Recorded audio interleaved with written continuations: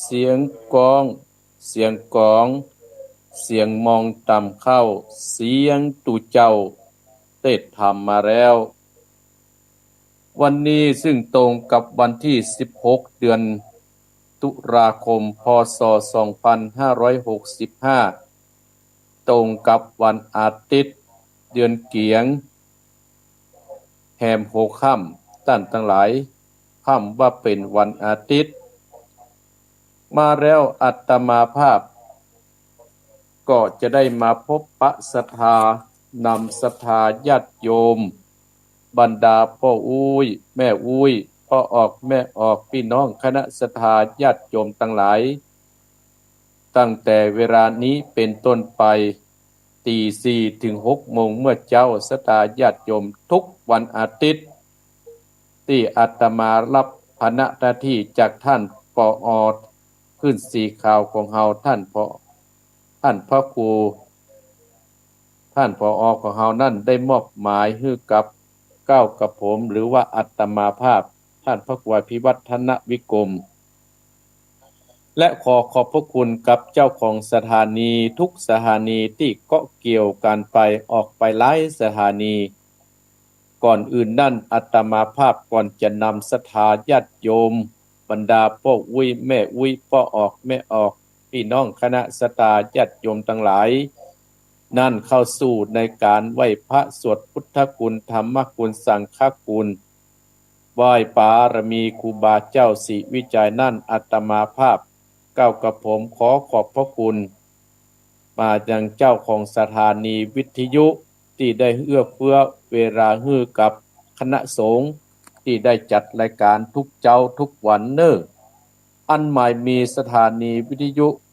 ขึ้นเพื่อการศึกษาศาสนาวัฒนธรรมวัดไผ่หินอำเภอเมืองจังหวัดเชียงใหม่ 104.50 สถานีวิทยุคณะสงฆ์อำเภอฝางวัดพระบาทอุดม FM 100.25 อำเภอฝางจังหวัดเชียงใหม่และสถานีวิทยุดินแดนถิ่นระนาบ้านลงวัวตำบลน้ำบ่อหลวงอำเภอสันป่าตองจังหวัดเชียงใหม่ FM 103.50 และสถานีวิทยุขึ้นของธรรมะของชุมชนวัดห้วยตองจากอำเภอเมืองอำเภอจอมทองจังหวัดเชียงใหม่ FM 98.75 และสถานีวิทยุมวลเสียงธรรมอำเภอแม่แจ่มวัดบุพารามจังหวัดเชียงใหม่ 106.25 และสถานีวิทยุเน็ตเดลรีดิโอ FM 96.75 บ้านโจงตำบลทุ่งกวาวห้างหุ้นส่วนจำกัดอนุสรณ์เรดิโออำเภอเมืองปานจังหวัดเชียงใหม่และสถานีวิทยุขึ้นชุมชนขึ้นเหนือชุมชนคนเหนือเขื่อนอำเภอฮอดจังหวัดเชียงใหม่ FM 90.75 และสถานีวิทยุเพื่อการศึกษาพัฒนาอาชีพ FM 103.00 อำเภอเมืองจังหวัดลำปางโดยคุณอนุพงษ์ตาจินะและสถานีวิทยุวิทยาลัยเทคโนโลยีการจัดการกปภแม่เมาะลำปาง FM 99.50 ขออนุโมทนาทุกสถานีและทุกเครือข่ายที่ได้เกาะเกี่ยวสัญญาณออกไปในตอนเจ้านี้อาตมาภาพขอขอบพระคุณเป็นอย่างสูงที่ได้เอื้อเฟื้อเวลานี้บุญใดกุศลใดเจ้าของสถานีนั้นปรารถนาขอให้สมความมุ่งมั่นปรารถนาการทุกสถานีเอาละศรัทธาญาติโยมบรรดาพ่ออุ้ยแม่อุ้ยพ่อออกแม่ออกพี่น้องคณะศรัทธาญาติโยมทั้งหลายตื่นแล้วน้อลุกแล้วน้อสวยหน้าแล้วก้าพี่น้องจากอำเภอชัยประการแม่สีทรแม่เสาวรักษ์ตื่นแล้วก้ามาตื่นแต่กาตื่นก็ตื่นได้แล้วตื่นได้แล้วหลายผู้หลายคนตั้งแม่อายก็ดีตั้งแม่งอนก็ดีตั้งที่ไหนก็ดีที่จังโทรมาหาอัตมาภาพสันต้นเปาก็ดีตลอดถึงตั้งหลับปูนตั้งฮอดตั้งลีสันปะตองหางดงอำเภอเมืองเชียงใหม่ตื่นแล้วเนาะตื่นแล้วก็กราบพระเสียก่อนกับหนึ่งกับสองกับสาม อะระหังสัมมาสัมพุทโธภะคะวาพุทธังภะคะวันตังอภิวาเทมิกาบสวะคาโตภะคะวะตาธัมโมธัมมังนัมมัสสามิกาบสุปฏิปันโนภะคะวะโตสาวกสังโฆสังฆังนัมมามิกาบนะโมตัสสะภะคะวะโตอะระหะโตสัมมาสัมพุทธัสสะนะโมตัสสะภะคะวะโตอะระหะโตสัมมาสัมพุทธัสสะนะโมตัสสะภะคะวะโตอะระหะโตสัมมาสัมพุทธัสสะพุทธังสรณังกัจจามิธัมมังสรณังกัจจามิสังฆังสรณังกัจจามิตุติยัมปิพุทธังสรณังกัจจามิตุติยัมปิธัมมังสรณังกัจจามิตุติยัมปิสังฆังสรณังกัจจามิตติยัมปิพุทธังสรณังกัจจามิตติยัมปิธัมมังสรณังกัจจามิตติยัมปิสังฆังนังกัจจามินะโมพุทธายะนะโมธัมมายะนะโมสังฆายะอัปปะมะโนพุทโธอัปปะมะโนธัมโมอัปปะมะโนสังโฆพุทโธเมนาโตธัมโมเมนาโตสังโฆเมนาโตกัมมัตตตังเมนาตังกัมมัตตนาตจาติโยเมนาโตอะหัมปันเตพุทธานุสติกัมมัตตนังยัจจามิพุทธานุสติกัมมัตตนังเตตะเมปันเตอะหัมปันเตปิติอุปัจจารสมาติงยัจจามิอิติปิโสภะคะวะอะระหังสัมมาสัมพุทโธวิจจาจัตตนะสัมปันโนสุขโตโลกวิโตอนุตตโตปุริสตัมสันดาติสัตตาติวะมนุสสนังพุทโธภะคะวะติสุวากาโตภะคะวะตาธัมโมสันติติโกอากาติโกเออิปัจจิโกโอปันนะสิโกปัจจตังเวทิตาโพวินโยอิติสุปฏิปันโนภะคะวะโตสาวกสังโฆจุปฏิปันโนภะคะวะโตสาวกสังโฆญาญาปฏิปันโนภะคะวะโตสาวกสังโฆสามิจิปฏิปันโนสวากาสังโฆญาติตังจัตตาติปุติสายุคณิอัตตาปุติสาปุกกราเอสาภะคะวะโตสวากาสังโฆอะอุนนโยปะอุนนโยทักขินโยอัญจเตกะระนิโยอนุตตรังบุญญาเกตังโลกัสสาติตา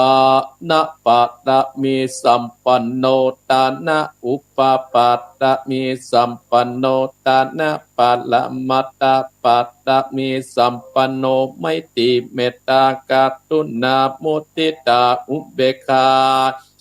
ปัตตะมีสัมปันโนอิติปิโสภะคะวะจิตตปาระมีสัมปันโนสิระอุปปาตะมีสัมปันโนสิระปัตตมัตตาปัตตะมีสัมปันโนไมตรีเมตตากรุณามุทิตาอุเบกขาปัตตะมีสัมปันโนอิติปิโสภะคะวะเนกขัมมะปาระมีสัมปันโนเนกขัมมะอุปปาตะมีสัมปันโนเนกขัมมะละมัตตาปัตตะมีสัมปันโนไมตรีเมตตาการุณามุทิตาอุเบกขาปารมีสัมปันโนอิติปิโสภะคะวะปัญญาปัตตะเม สัมปันโนปัญญาอุปปาตมีสัมปันโนปัญญาปัตละมัตตาปัตตมีสัมปันโนไมตริเมตตากรุณามุติตาเบกาปัตตมีสัมปันโนอิติปิโสภะคะวาวิติยาปัตตมีสัมปันโนวิติยาอุปปัตตมีสัมปันโนวิติยาปัลลมัตตาปัตตมิสัมปันโนไมตริเมตตากรุณามุติตาอุเบกขาปัตตมิสัมปันโนอิติปิโสภะคะวาคันติปัตตเมคันติโอปปัตตมิสัมปันโนคันติปัลลมัตตาปัตตมิสัมปันโนไมตริเมตตากรุณามุติตาอุเบกขาปัตตมิสัมปันโนติปิโสภะคะวาสัจจะปัตตมิสัมปันโนสัจจะอุปปัตตมิสัมปันโนสัจจะปัตตมัตตาปัตตมิสัมปันโนไมตริเมตตากรุณามุติตาอุเบกขาปัตตมิสัมปันโนอิติปิโสภะคะวาอาทิตตานาปัตตมิสัมปันโนอาทิตตานาอุปปัตตมิสัมปันโนอาทิตตานาปัลลมัตตาปัตตมิสัมปันโนไมตริเมตตากรุณามุติตาอุเบกขาปัตตมิสัมปันโนอิติปิโสภะคะวาเมตตาปัตตมิสัมปันโนเมตตาปัตตมิสัมปันโนเมตตาปัลลมัตตาปัตตมิสัมปันโนไมตริเมตตากรุณามุติตาอุเบกขาปัตตมิสัมปันโนติปิโสภะคะวาอุเบกขาปัตตมิสัมปันโนอุเบกขาอุปปัตตมิสัมปันโนอุเบกขาปัลลมัตตาปัตตมิสัมปันโนไมตริเมตตากรุณามุติตาอุเบกขาปัตตมิสัมปันโนติปิโสภะคะวาตัสสะปัตตมิสัมปันโนตัสสะอุปปัตตมิสัมปันโนตัสสะปะระมัตถาปัลลมิสัมปันโนไมตริเมตตากรุณามุติตาอุเบกขาปัตตมิสัมปันโนอิติปิโสภะคะวาพุทโธโนอนันตติกุณโนวัตตโสภะคะวาอิติปิสาตุสาตุปะปัญญาปัตตมิสัมจิตตาสาตุปะปัญญาปัตตมิวัดเวทดอมวิติยาปัตตมิอมล้อมระวังดีศิรปารมีบังหอกดาบเมตตาปัตตมีปัปเปตังปืนตานะปัตตมีเป็นปืนตังต่ออุเบกขาปัตตมีก่อเป็นเวียงสัจจะปัตตมีแวดระวังดีเป็นเมตตาขันติปัตละเม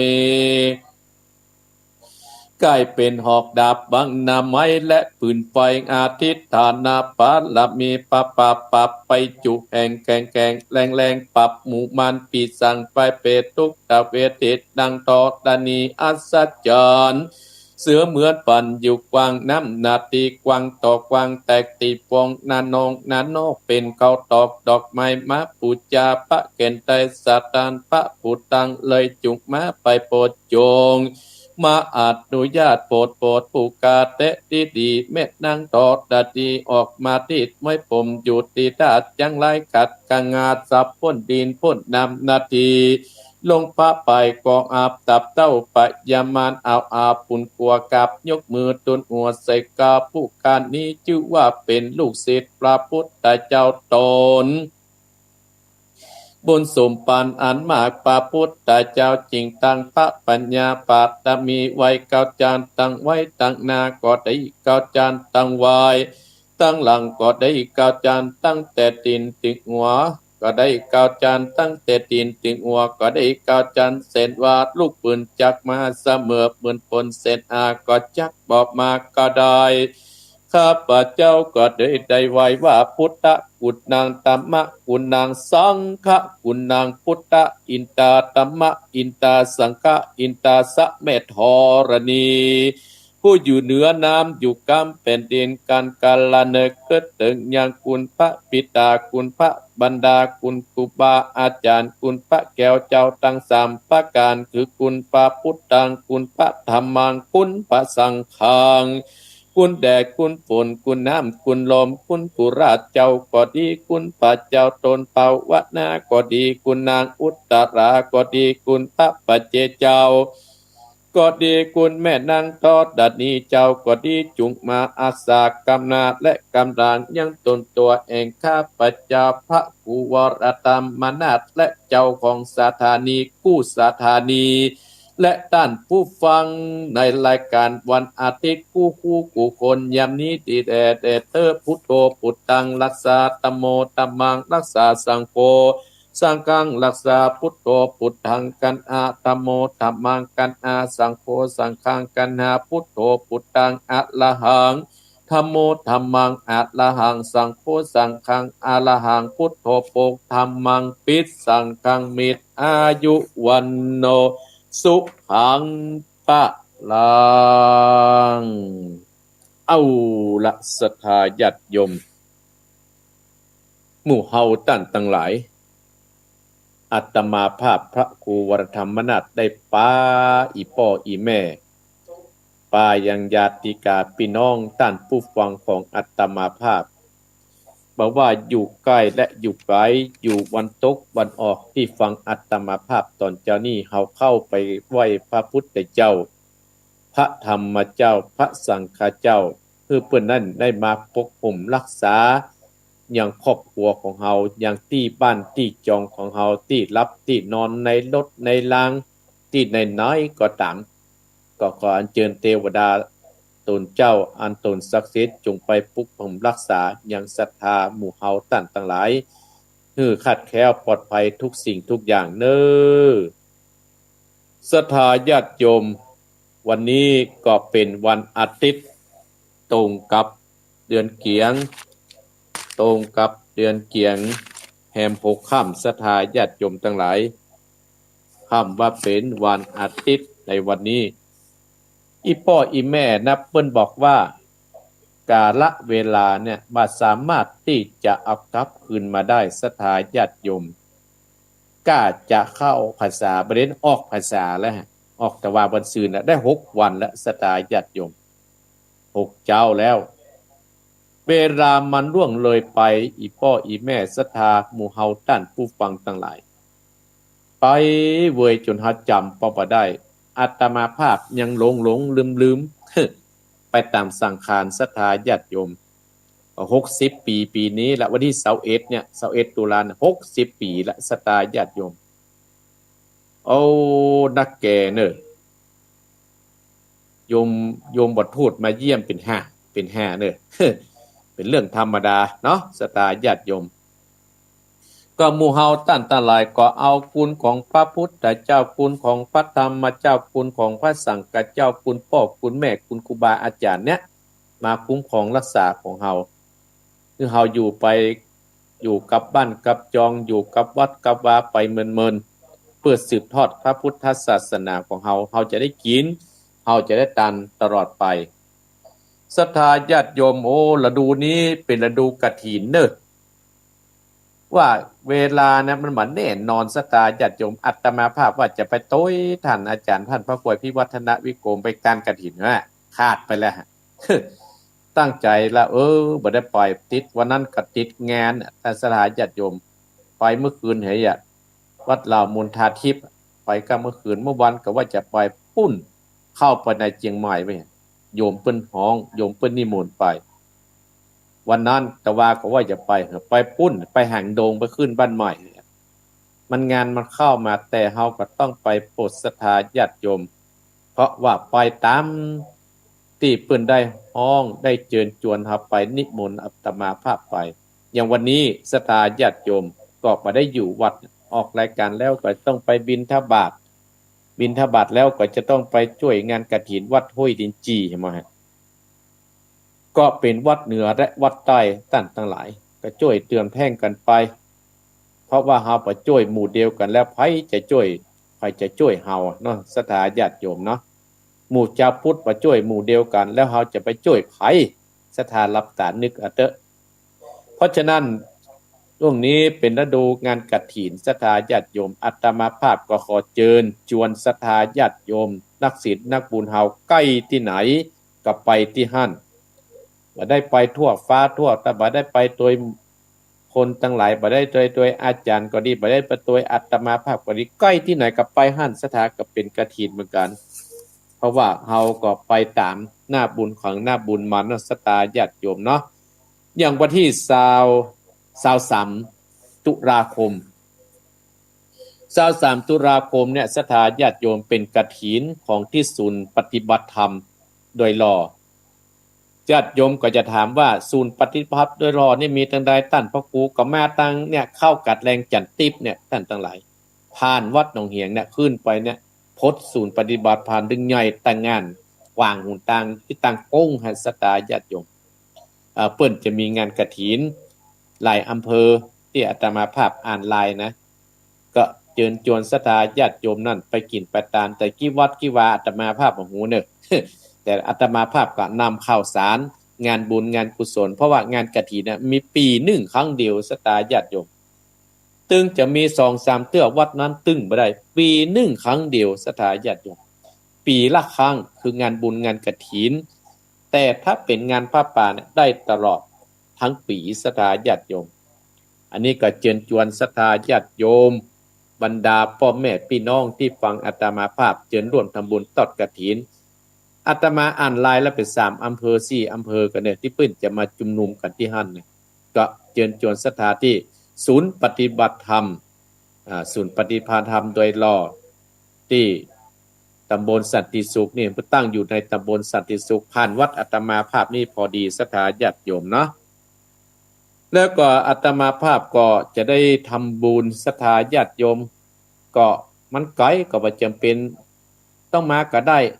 ศรัทธาก็เอาใจอยู่ปะศรัทธาญาติโยม อยู่บ้านโอ้วันนี้เป็นงานบุญกฐินวัดหนองเหียงล่ะวันที่5ท่านทั้งหลายมีถึงทอดกฐินมีถึงทำบุญอายุ60ปีอาตมาภาพก็เอาตามศรัทธาญาติโยมที่อยู่กรุงเทพเพิ่นได้มาจะมาจัดวิธีร่วมกับศรัทธาวัดหนองเหียงเด้อเพิ่นจะได้จัดกันที่วันที่5บ่ได้มาวันที่5กับมาวันที่6ก็ได้ตามเจตนาของศรัทธาญาติโยมเนาะอนุโมทนาขอบคุณศรัทธาญาติโยมขอบคุณท่านอาจารย์สมุชัยวัฒน์ที่ประกาศให้อาตมาทุกวันโดยมีศรัทธาญาติโยมโทรมาหาอาตมาภาพตรงกับหลายที่เนอะพุทธศรีเคดีปัตตังเจริญกับแม่นหลายที่หลายตังศรัทธาค่อยน่ะก็ไปฮอดนะศรัทธาญาติโยมบ่ได้ไปก็ยกมือสาธุอยู่กลางอยู่บ้านเฮาปุ่นก็ได้บุญได้กุศลเอาใจช่วยกันศรัทธาญาติโยมเนาะก็เชิญกันหลายที่ศรัทธาญาติโยมที่อาตมาภาพจำได้พ้องจำบ่ได้พ้องจำได้พ้องและวันที่30ศรัทธาญาติโยมกฐิน200วัดเดี๋ยวฮู้ข่าวว่าเป็น300วัดนะศรัทธาญาติโยมวันเดียวตานได้300วัดก็เชิญชวนศรัทธาตั้งแต่เวลา 7:00 นเป็นต้นไปตุเจ้าเป็น 500-600ศรัทธาญาติโยม300ก็วัดละ5วัดละ5ตน5ตนตั้งแต่หันเนื้อนะบุญหันตุพะไลกันเนี่ยทั่วจังหวัดเชียงใหม่โดยท่านนายกองค์การส่วนบริหารจังหวัดเชียงใหม่เป็นเจ้าภาพพร้อมด้วยครูบาอาจารย์และนักศิษย์นักบุญของเฮาก็300วัดก็จอมวัดรับบาตรนะศรัทธาญาติโยมเนาะบ่มีแลแห้งก็ยกมือ เอาได้ไปฮู้ได้ประหารนักบุญศรัทธาญาติโยมเนาะปีหนึ่งก็มีครั้งเดียวอาตมาภาพก็เชิญชวนอีพ่ออีแม่คณะศรัทธาญาติโยมหมู่เฮาตั้นทั้งหลายจะพุทธเฮาเน้อไปช่วยเป็นของเสบียงช่วยกันสนับสนุนวัดบ้านเฮาไปช่วยกันสนับสนุนในเขตอำเภอเฮานี่ก็เชิญชวนศรัทธาญาติโยมอีพ่ออีแม่ทุกท่านทุกคนมาแล้วศรัทธาญาติโยมอาตมาภาพจักได้นำสาระที่จะมาอู้ฮื้อศรัทธาญาติโยมจะเป็นคำสอนกระจายบ่เป็นคำสอนกระแม่นศรัทธาญาติโยมเป็นสาระผักเจ้า5 โมงก็จะเทศธรรมบ่าวน้อยกินกวานบ่าวน้อยกินกวานกำลังเข้มข้นสีหน้าจบแล้วเนิดติดหน้าจบแล้วศรัทธาญาติโยม ถ้าตรงกับงานอาตมาภาพก็คงจะไม่ได้พระพบสตาคงจะบ่ตรงเพราะงานอาตมาภาพมีปุ้นเดือนพฤศจิกายนสามอย่างที่เฮาประมาณกล้าบ่ได้สตาญาติโยมสามอย่างที่เฮาประมาณกล้าบ่ได้มีอยู่สามอย่างสามอย่างที่มันบ่นิรันดรและสามอย่างที่หมู่เฮาตั้นทั้งหลายที่เกิดมาแล้วต้องทนุถนอมรักษาเนี่ยสามอย่างที่อาตมาภาพจักมาอู้339บ่ใช่บอกเลขเน้อศรัทธาญาติโยมสามอย่างที่ประมาณกล้าบ่ได้สามอย่างที่มนิรันดรสามอย่างที่ต้องทนุถนอมรักษาจะได้มาอู้ฮือศรัทธาญาติโยมก่อนที่จะติดน้ำติดธรรมนี่เอ้าหมู่ตั้งปุ้นให้จะลุกแล้วเนอะถ้าลุกแล้วเกียมไว้เนอะโทรหาอาตมาภาพ หลังจากอาตมาภาพอู้จบก็จะเปิดสายจัดรายการร่วมกันอู้กันคนน้อยนักสตาญาติโยมประเดี๋ยวนี้โทรก็ได้เตื้อห้ามโทรบอกว่าเบอร์วิทยุในเบอร์วิทยุบอกว่าเบอร์ถูกเก่าเบอร์อาตมาภาพห้ามโทรเนอะคนที่โทรรอบหนึ่งแล้วห้ามโทรรอบสองพอเปลี่ยนกับปลายสายมันนักสตาญาติโยมสามอย่างที่ประมาณค่าบ่ได้คือหนึ่งความฮักสองความดีสามมิตรภาพสามอย่างที่บันิรันดอนนั้นหนึ่งความสำเร็จสองทรัพย์สมบัติสามเกียรติยศชื่อเสียงสามอย่างที่เราจะต้องทนุถนอมรักษาหนึ่งพ่อแม่สองครอบครัวสามเพื่อนพ้องสามอย่าง339เตียจะมาว่าตะกี้นั้นสามอย่างที่ประมาณกล้าบ่ได้หนึ่งความฮักศรัทธาญาติโยมคำว่าความฮักเนี่ยเราเกิดมามื่นตาพอโลกใบนี้แล้วทุกคนนั้นก็มีความฮักกันกูคู่กูคนหมู่อีป้ออีแม่ขึ้นสีขาวเฮาก็ฮักพระพุทธศาสนาฮักและนับถือครูบาอาจารย์ทุกรูปทุกตนที่ศรัทธาติดตามตัวไปอันนี้ก็คือความฮักที่มีฮือกับครูบาอาจารย์ญาติโยมพ่อแม่พี่น้องคณะศรัทธาญาติโยมที่ใส่บัตรใส่ปกถึงวันก็ฮักพระพุทธศาสนาฮักครูบาอาจารย์จึงมีกิจมีใจแบบอู้แบบลูกทุ่งบ้านเฮาศรัทธาญาติโยมคนที่มันมาฮักนี่นะศรัทธาญาติโยมมันตึงบ่ทำมันตึงบ่เติมบ่แท่งมันตึงเหมือนการสนับสนุนความฮักนี่นะญาติโยมคนเฮาน่ะเกิดมีความฮักอย่างอันแรกนั่นคือพ่ออันที่สองคือแม่อันที่สามคือลูกอันที่สี่คือบาอาจารย์เนี่ยมันจะแตกแยกแขนงแผ่นพลอยกลับไปเรื่อยๆศรัทธาญาติโยมความฮักของพ่อก็เห็นแบบหนึ่งหรอกศรัทธาญาติโยมความฮักของพ่อเนี่ยก็มีเห็นแบบหนึ่งพ่อฮักลูกฮักเต้าเป็นห่วงลูกห่วงเต้ากลัวลูกบ่ได้กินกลัวลูกบ่ได้ใจกลัวลูกบ่ได้อยู่ดีดีลูกไปแยกกันก็เป็นห่วงยิ่งอย่างอาตมาภาพบ่ไปเจ้พ่อคนแม่คนก็เหมือนพ่อคนแม่คนนะศรัทธาญาติโยมก็เดินอย่างอี้ศรัทธาญาติโยมอาตมาภาพไปสืบชะตาแต่ว่าโอ้ลูกเพิ่นอยู่ญี่ปุ่นไปอ่ะแม่เพิ่นอยู่บ้านเชียงใหม่ครับเนี่ยก็พ่อแม่เพิ่นก็โทรเพิ่นหันหน้ากันล่ะโอ้น้องลูกเป็นห่วงพ่อแม่นะคือพ่อแม่ฮักรักษาสุขว่าโอ้อีพ่อก็เป็นห่วงอีแม่ก็เป็นห่วงลูกเน้อเนี่ยความฮักของพ่อของแม่ที่มีลูกต่อลูกที่อยู่ไกลก็ดีอยู่ใกล้ก็ดีแต่ลูกบางคนนั่นศรัทธาญาติโยมบ่ใครฮักพ่อฮักแม่ตะใดละพ่อแม่เป็นยอมญาติเมื่อ 2-3 วันที่ผ่านมานี่ก็เช่นเดียวกันศรัทธาญาติโยมที่ผ่านมาเนี่ยอาตมาภาพได้มีญาติโยมเพิ่นมาเอาศพแม่เพิ่นมาไว้ที่วัดอาตมาภาพเพิ่นอยู่กันหลายที่หลายต่างเพิ่นก็มาพักที่วัดเนี่ยก็มาพักที่วัดเนี่ยโอ้ศรัทธาญาติโยมลูกเพิ่นมีความสมานสามัคคีกันเนาะการที่จะจัดงานศพพ่อศพแม่เนี่ยศรัทธาญาติโยมมันต้องใจเงินใจทองหรอกใจเงินใจทองใจสปะสปันต่างๆโอ้ลูกเพิ่นน่ะสมาชิกก็มียังก็มีเพิ่นจ่าลูกเพิ่น4 5 6 7คนเพิ่นอู้กันม่วนเฮ้ยขณะที่แม่มันมีทรัพย์สมบัตินะ ลูกก็แตกคนตี้คนตังแล้วก็มาเยี่ยมแม่เพื่อแม่เพิ่นไว้ในบ้านสุขนี่สถานญาติโยมแต่ที่บ้านถ้าเข้าบ่ได้น้ำมันเจาะน้ำมันแฉะไปหมดฝนมันตกหนักก็เลยเพิ่นมาขอไว้ที่วัดหนองหินที่นี่อยู่ทำศพบุญศพประมาณ 3-4 วันเนี่ยสถานญาติโยมกล้าเผาแต่ว่านี่เก็บกระดูกเนี่ยเก็บพอค่ำอาตมาภาพบ่ได้ว่างเงินเปิดอันเนี้ยสถานญาติโยมทุกคนนั้น3อย่างที่เฮามีกล้าบ่ได้ก็คือหาประมาณค่าบ่ได้ค่ามันหนักเกินประมาณค่าบ่ได้นั่นก็คือความฮักของพ่อความฮักของแม่ความฮักของพ่อของแม่นะนักหนาปาป้านคือกับลูกอย่างอาตมาภาพจังได้บอกว่า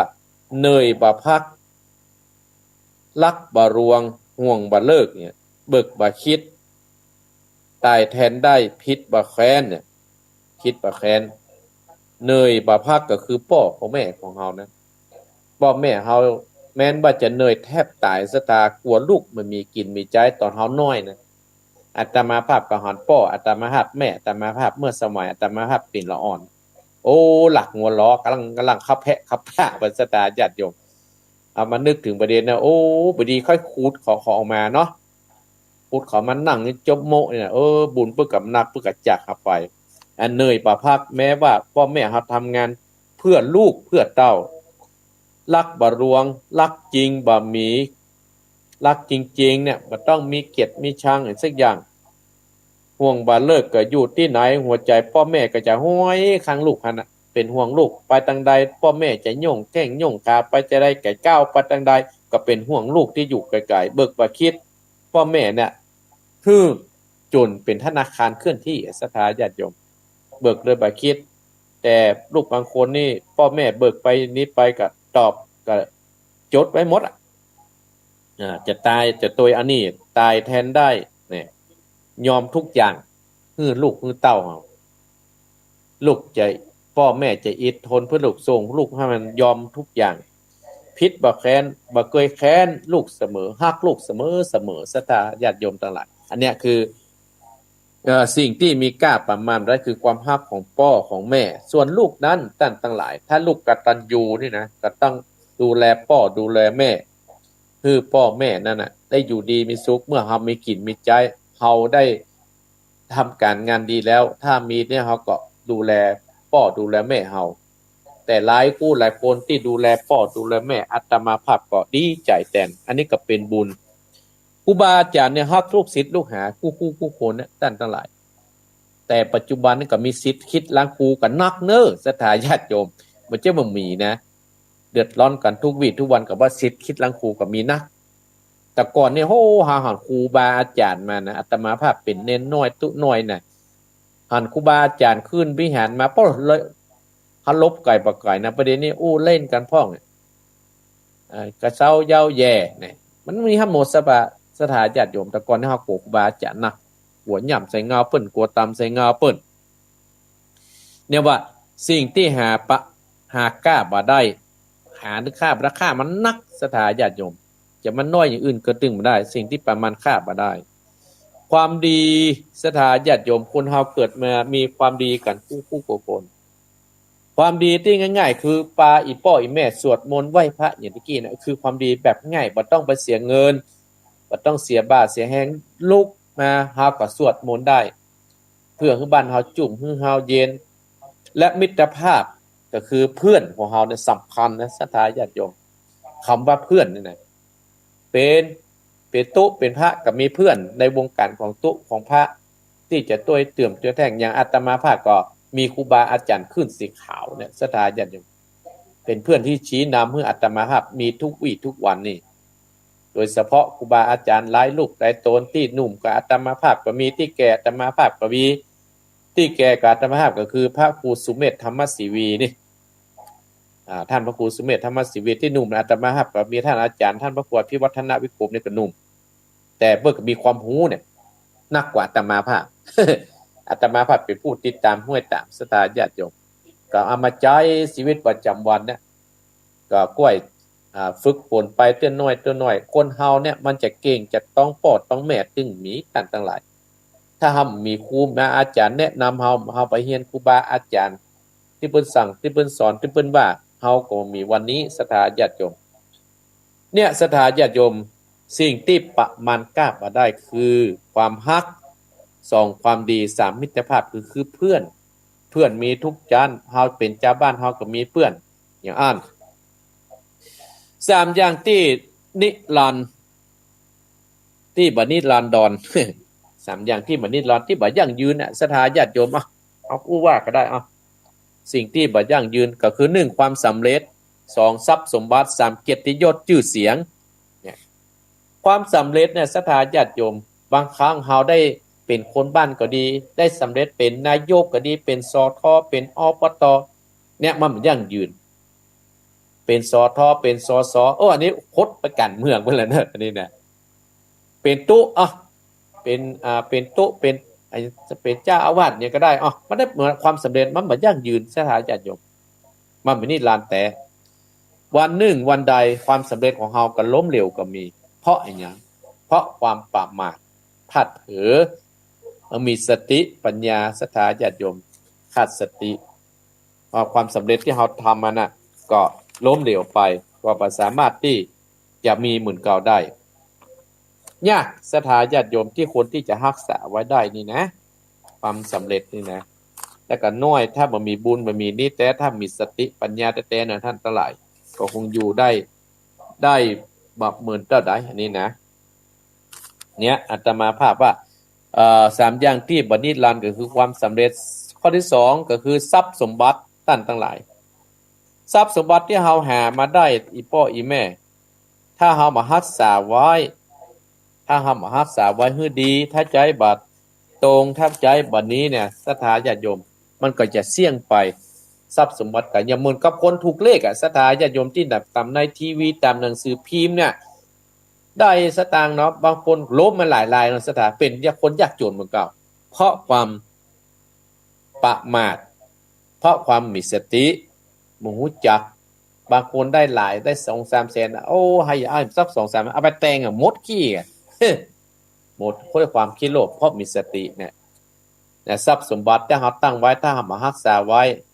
ถ้าเฮาแบ่งไว้สมบัติเนี่ยศรัทธาญาติโยมสมบัตินี่นะถ้าเฮาบ่จ้างเก็บบ่จ้างเขียเนี่ยศรัทธาญาติโยมถ้าเฮาจ้างเก็บจ้างเขียมันก็อยู่กับเฮาได้โดยตลอดถ้าเฮาบ่จ้างเก็บเฮาบ่จ้างเขียมันก็จะหมดไปโดยใช่เหตุเพราะฉะนั้นมันจะเป็นบุญเป็นกุศลกับเฮานะเฮาก็ต้องจ้างเก็บสมบัติมา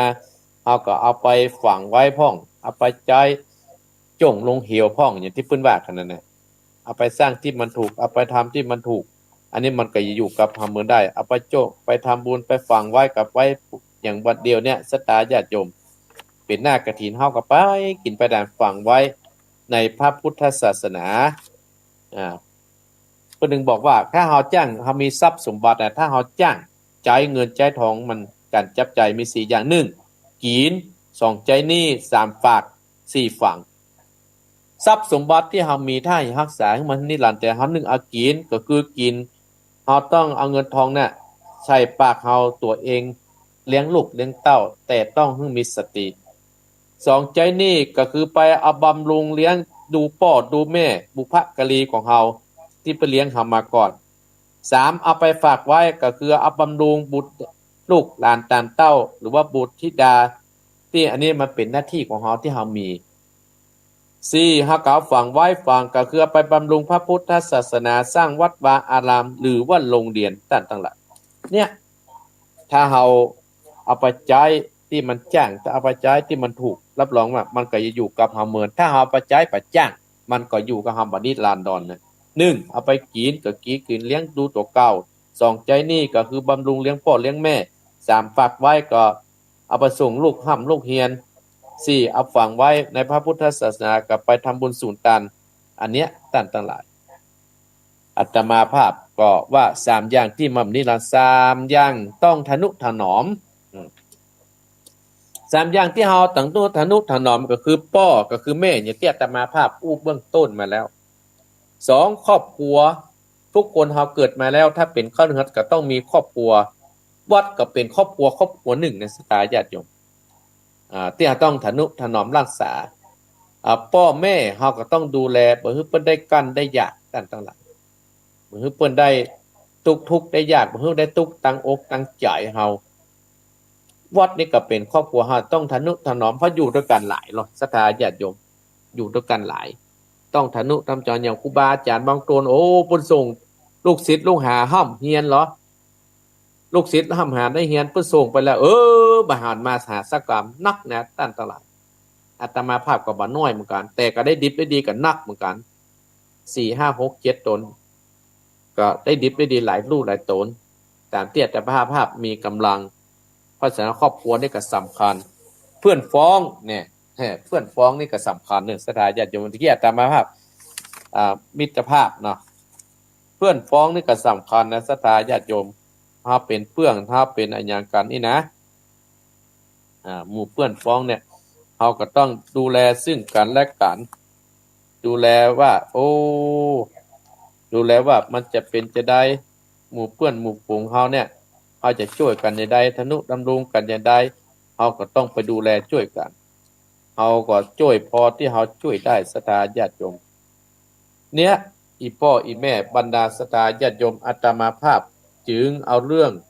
เหล่านี้มาเล่าให้ศรัทธาฟังเพื่อเอาไปคิดพิจารณาเอาไปใจให้มันในชีวิตประจำวันของเฮาอาตมาภาพถึงบอกว่า1 3อย่างที่ประมาณค่าบ่ได้คือความฮัก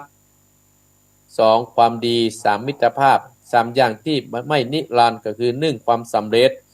2ทรัพย์สมบัติ3เกียรติยศชื่อเสียงนี่แล้วก็3อย่างที่เราจะต้องทนุถนอมรักษานั่นก็คือพ่อแม่2ครอบครัว3เพื่อนพ้องเนี่ยศรัทธาญาติโยมทั้งหลายหมู่เพื่อนหมู่พ้องของเฮาเนี่ยญาติโยมเฮาเกิดมาแล้วอีพ่ออีแม่เพิ่นว่าคนเฮาเกิดมาแล้วเมื่อมี3อย่างนี่นะแล้วกับประโยชน์เนี่ยก็เป็นสำคัญนะศรัทธาญาติโยมประโยชน์ในพระพุทธศาสนาเฮามี3ประการองค์สมเด็จพระสัมมาสัมพุทธเจ้าสอนให้เฮาว่าการสอนที่มีประโยชน์ก็คือเป็นความจริงประโยชน์นี่สามารถแก้ทุกข์ได้นำไปสู่จุดหมายปลายทางได้ก็คือความเป็นการดำเนินชีวิตของเฮานั่นคือความจริงของชีวิตมี3อย่างด้วยกัน1ทิฏฐธรรมะประโยชน์ในปัจจุบัน2สัมปริยัติประโยชน์ในเบื้องหน้า3ปรมัตถประโยชน์อันสูงสุดอันเนี้ยศรัทธาญาติโยมประโยชน์2 3อย่างนี้เป็น1ประโยชน์ส่วนตัวและประโยชน์คือ2อันนี้รวมกันเฮาจะอยู่รวมด้วยกันได้ถ้าเฮาเห็นประโยชน์ในปัจจุบันยาวทำการทำงานหันประโยชน์ปัจจุบันจะหันว่าคนได้รับส่วนประโยชน์ในปัจจุบันเท่ากับรีบทำโดยบ่ถือเอาประโยชน์ส่วนตัวเป็นที่ตั้ง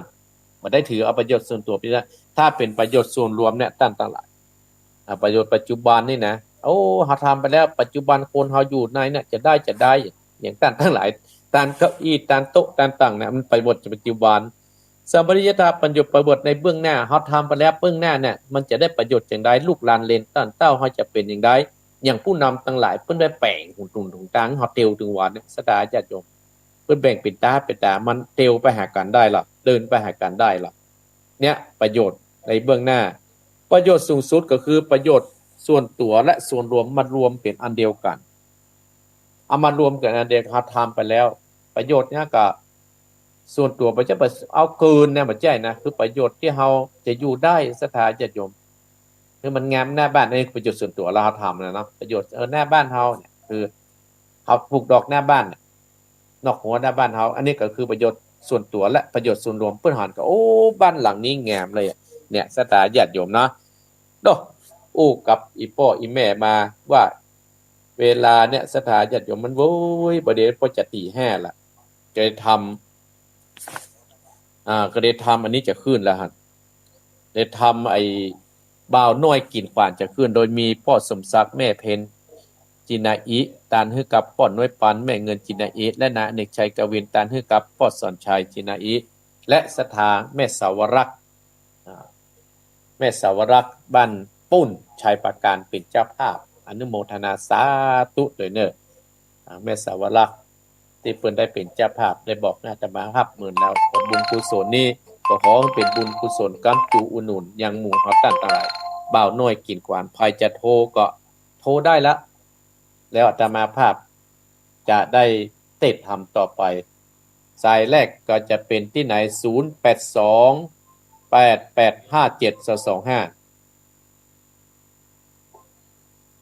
0828857225เอาโทรที่เบอร์เนี่ยเมื่อโทรมาแล้วปิดวิทยุเลยเนอะฟังอาตมาภาพสนทนาตังในวิทยุเนาะในโทรศัพท์ตังวิทยุอะในโทรศัพท์เอาโทรมาได้เลยเนอะเอาสายแรก621เนี่ยจะเป็นสายอุบาสกหรือว่าอุบาสิกาสายแรกรับแล้วเจริญปนนมัสการครับอุบาสกอยู่ที่ไหนน้องกบพิการทางด้านสายตาแม่ริมครับโอ้น้องกบมาเจ้านะน้องกบแม่ริมฟังเป็นเจ้าแล้วครับเนี่ยที่ฟังธรรมะตะกี้นะ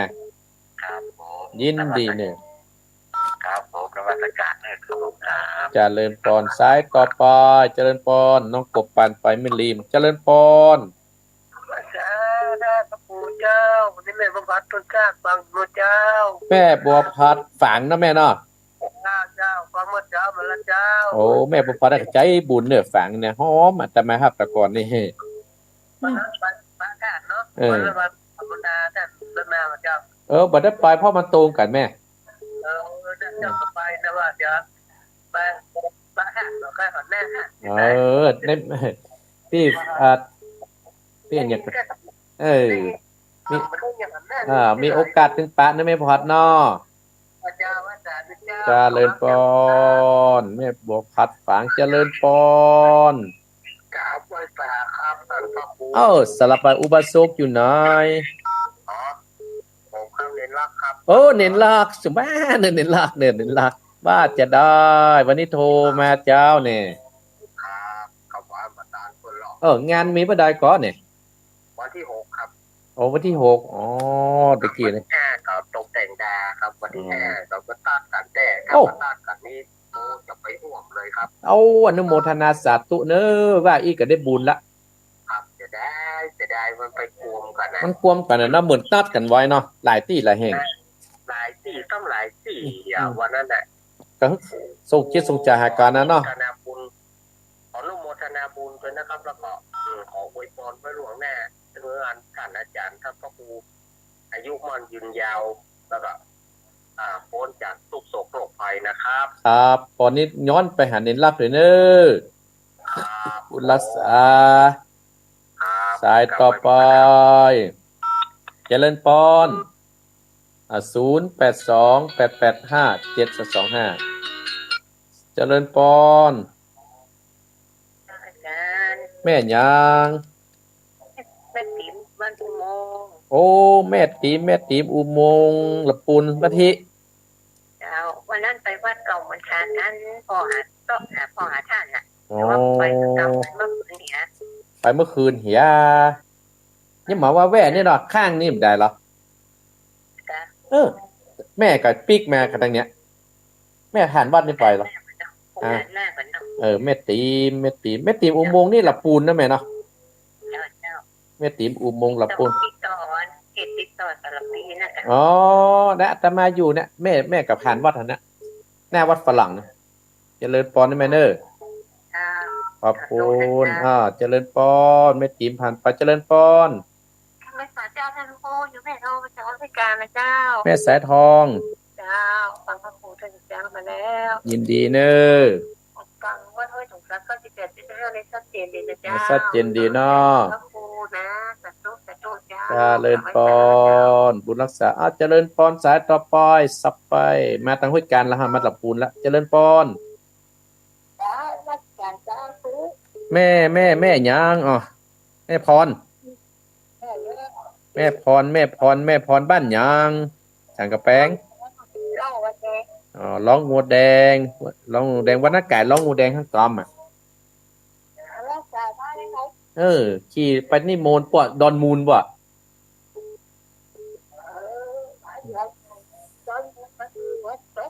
ดอนมูลอยู่วันตกเนี่ยยินดีเนอะ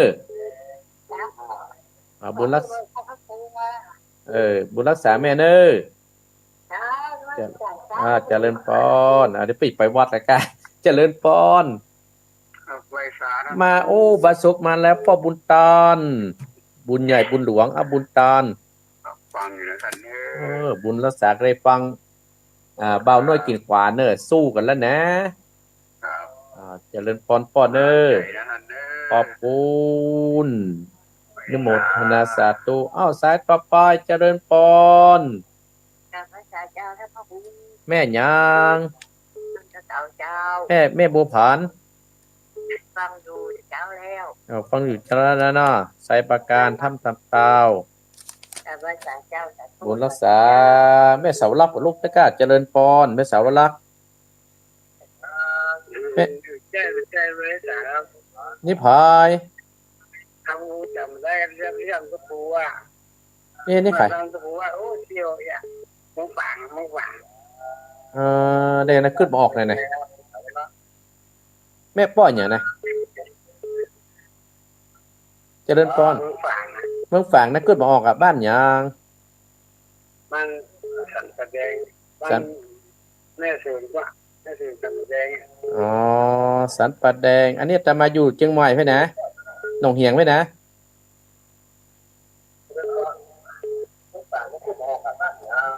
ฟังเฮากะ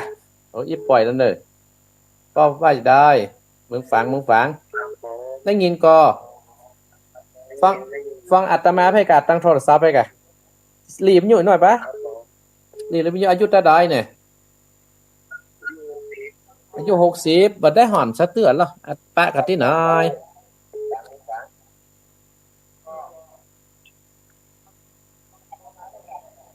เดี๋ยวอีเปิดเจริญพรเจริญพรแม่ยางแม่ก้อยเจ้าแม่ก้อยอยู่ที่ไหนก้อยอยู่ปากไทยแค่เจ้าของกำแพงโอ้แม่พ่ออยู่สังกะแปงเนาะเจ้าแม่ฟังแต่เจ้ามันละกะ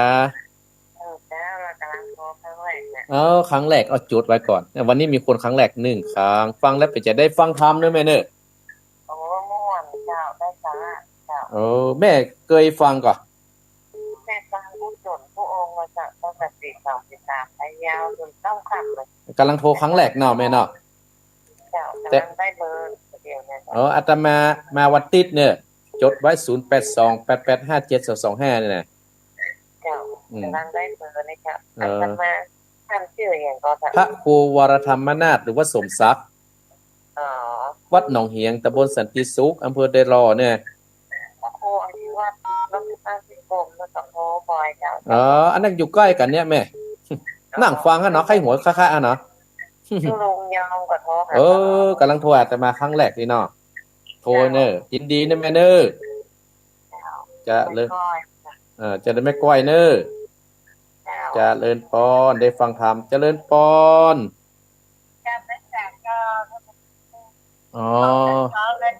ฟังแต่เจ้าแล้ว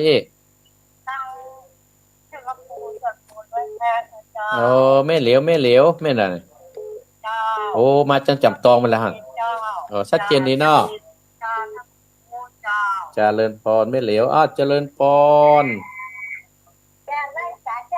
โอ้แม่สีทอนลูกก่อนแม่นอนกันฮะลูกก่อนแม่เสาวรักษ์ให้ไปเก็บเห็ดแล้วก็ฮะมันเป็นลูกเตื้อแม่สีทอนน่ะมันปวดหัวข้าวแม่สีทอนปวดหัวข้าวมันเป็นเสาวรักษ์กับปวดหัวข้าวกันเนี่ยแม่เสาวรักษ์ไทยกับปวดหัวข้าวนะบัดติดกะวันนี้ติดแล้วเนาะยินดีเนอะจะเลินปอนแม่สีทอนเจ้าเก่าเจริญปอนไอ้หน่อยเจ้าท่านพระครูเจ้าแม่ฟังอยู่เนอะฟังเนี่ย3ไหว้พระตัวท่านพระครูเนอะไม่น้อยเนาะเจ้าฟังบุญยวัดชัดเจนจันดีนะท่านพระครูยินดีไม่น้อยเนอะฟังก็ได้ฟังธรรมต่อนะแม่เนอะเจ้าไปฟังทุกของพระองค์เนอะจะเลินปอนนะแม่เนอะเจ้าสาธุเจ้าจะเลินปอนสายต่อไปเจริญปอนแม่ตุ๊บแม่ก็ ไปจ้อยหาเหมือนกันแม่เองก็แม่ตาเจ้าแม่ตาลำปางเจ้าฟังประจำว่าเจ้ายินดีแม่เนอเจ้าก็ได้จับได้เต้ทำต่อเจริญปอน ท่านนักการเจ้าแม่หยังแม่คำควรเจ้าแม่กิ่งแก้วแม่สุแก้วเจ้าแม่สุแก้วอยู่ที่ไหนแม่สุแก้วอยู่วัดโพธารามเจ้าโพธารามนี่สระปีนะแม่เนาะเจ้าสารพีโอ้แม่ฟังแม่โทรไปคิดเดือนแล้วนะโอ้เธอแม่กำลังโทรไปเดี๋ยวแล้วโอ้2 คนวันนี้มี2 สายไปหน่อยแม่ก็ได้ฟังกุฏิเลยกะฟังพูดที่จะไม่ได้โทรมาได้เจ้าโอ้โทรกำลังใจบอกเขาเนอว่าหนองเหียงนี่เนอเจ้าวัดโพธารามเนี่ยเขาเจ้าไป4-2 เมืองแม่ไก่ฮะเนาะเจ้าจ่ายพัฒนาเจ้าครับไปทางหลวงปูนอ่ะสนุกใจต้นงานอ่ะเจ้าอาตมาไป4-2 เมืองไปวัดอุโบสถพญาจุมพูนหนองประแสวัดตู้ขี้เสืออันนั้นมันจ่ายไปแล้วอันนั้นท่านจ่ายเมื่อกี้ท่านจะเข้าที่กองก็เสร็จหลวงถ้าท่านจะไปทางงานที่เป็นเจ้าแสดงวันนั้นไปบอกปูนเปิ้นไหนกันไปแม่ตอนบ่ายที่5มื้อนี้น่ะเจ้ายินดีนะแม่เด้อเจ้าก็ดูแลที่เปิดเจ้าบุญรักษาเด้อเจ้าเจริญพรสายต่อไปเจริญพรสายสุดท้ายเด้อได้ทำแล้วเจ้าอยู่ที่ไหนอยู่ห้วยน้ำขาวเจ้าพี่น้องห้วยน้ำขาวว่าจะได้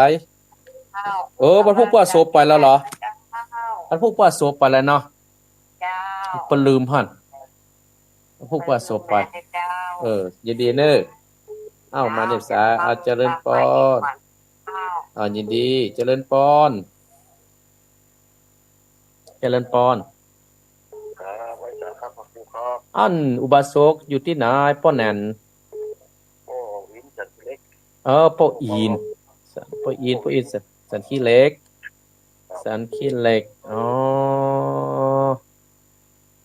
เพียงเปล่าเนาะ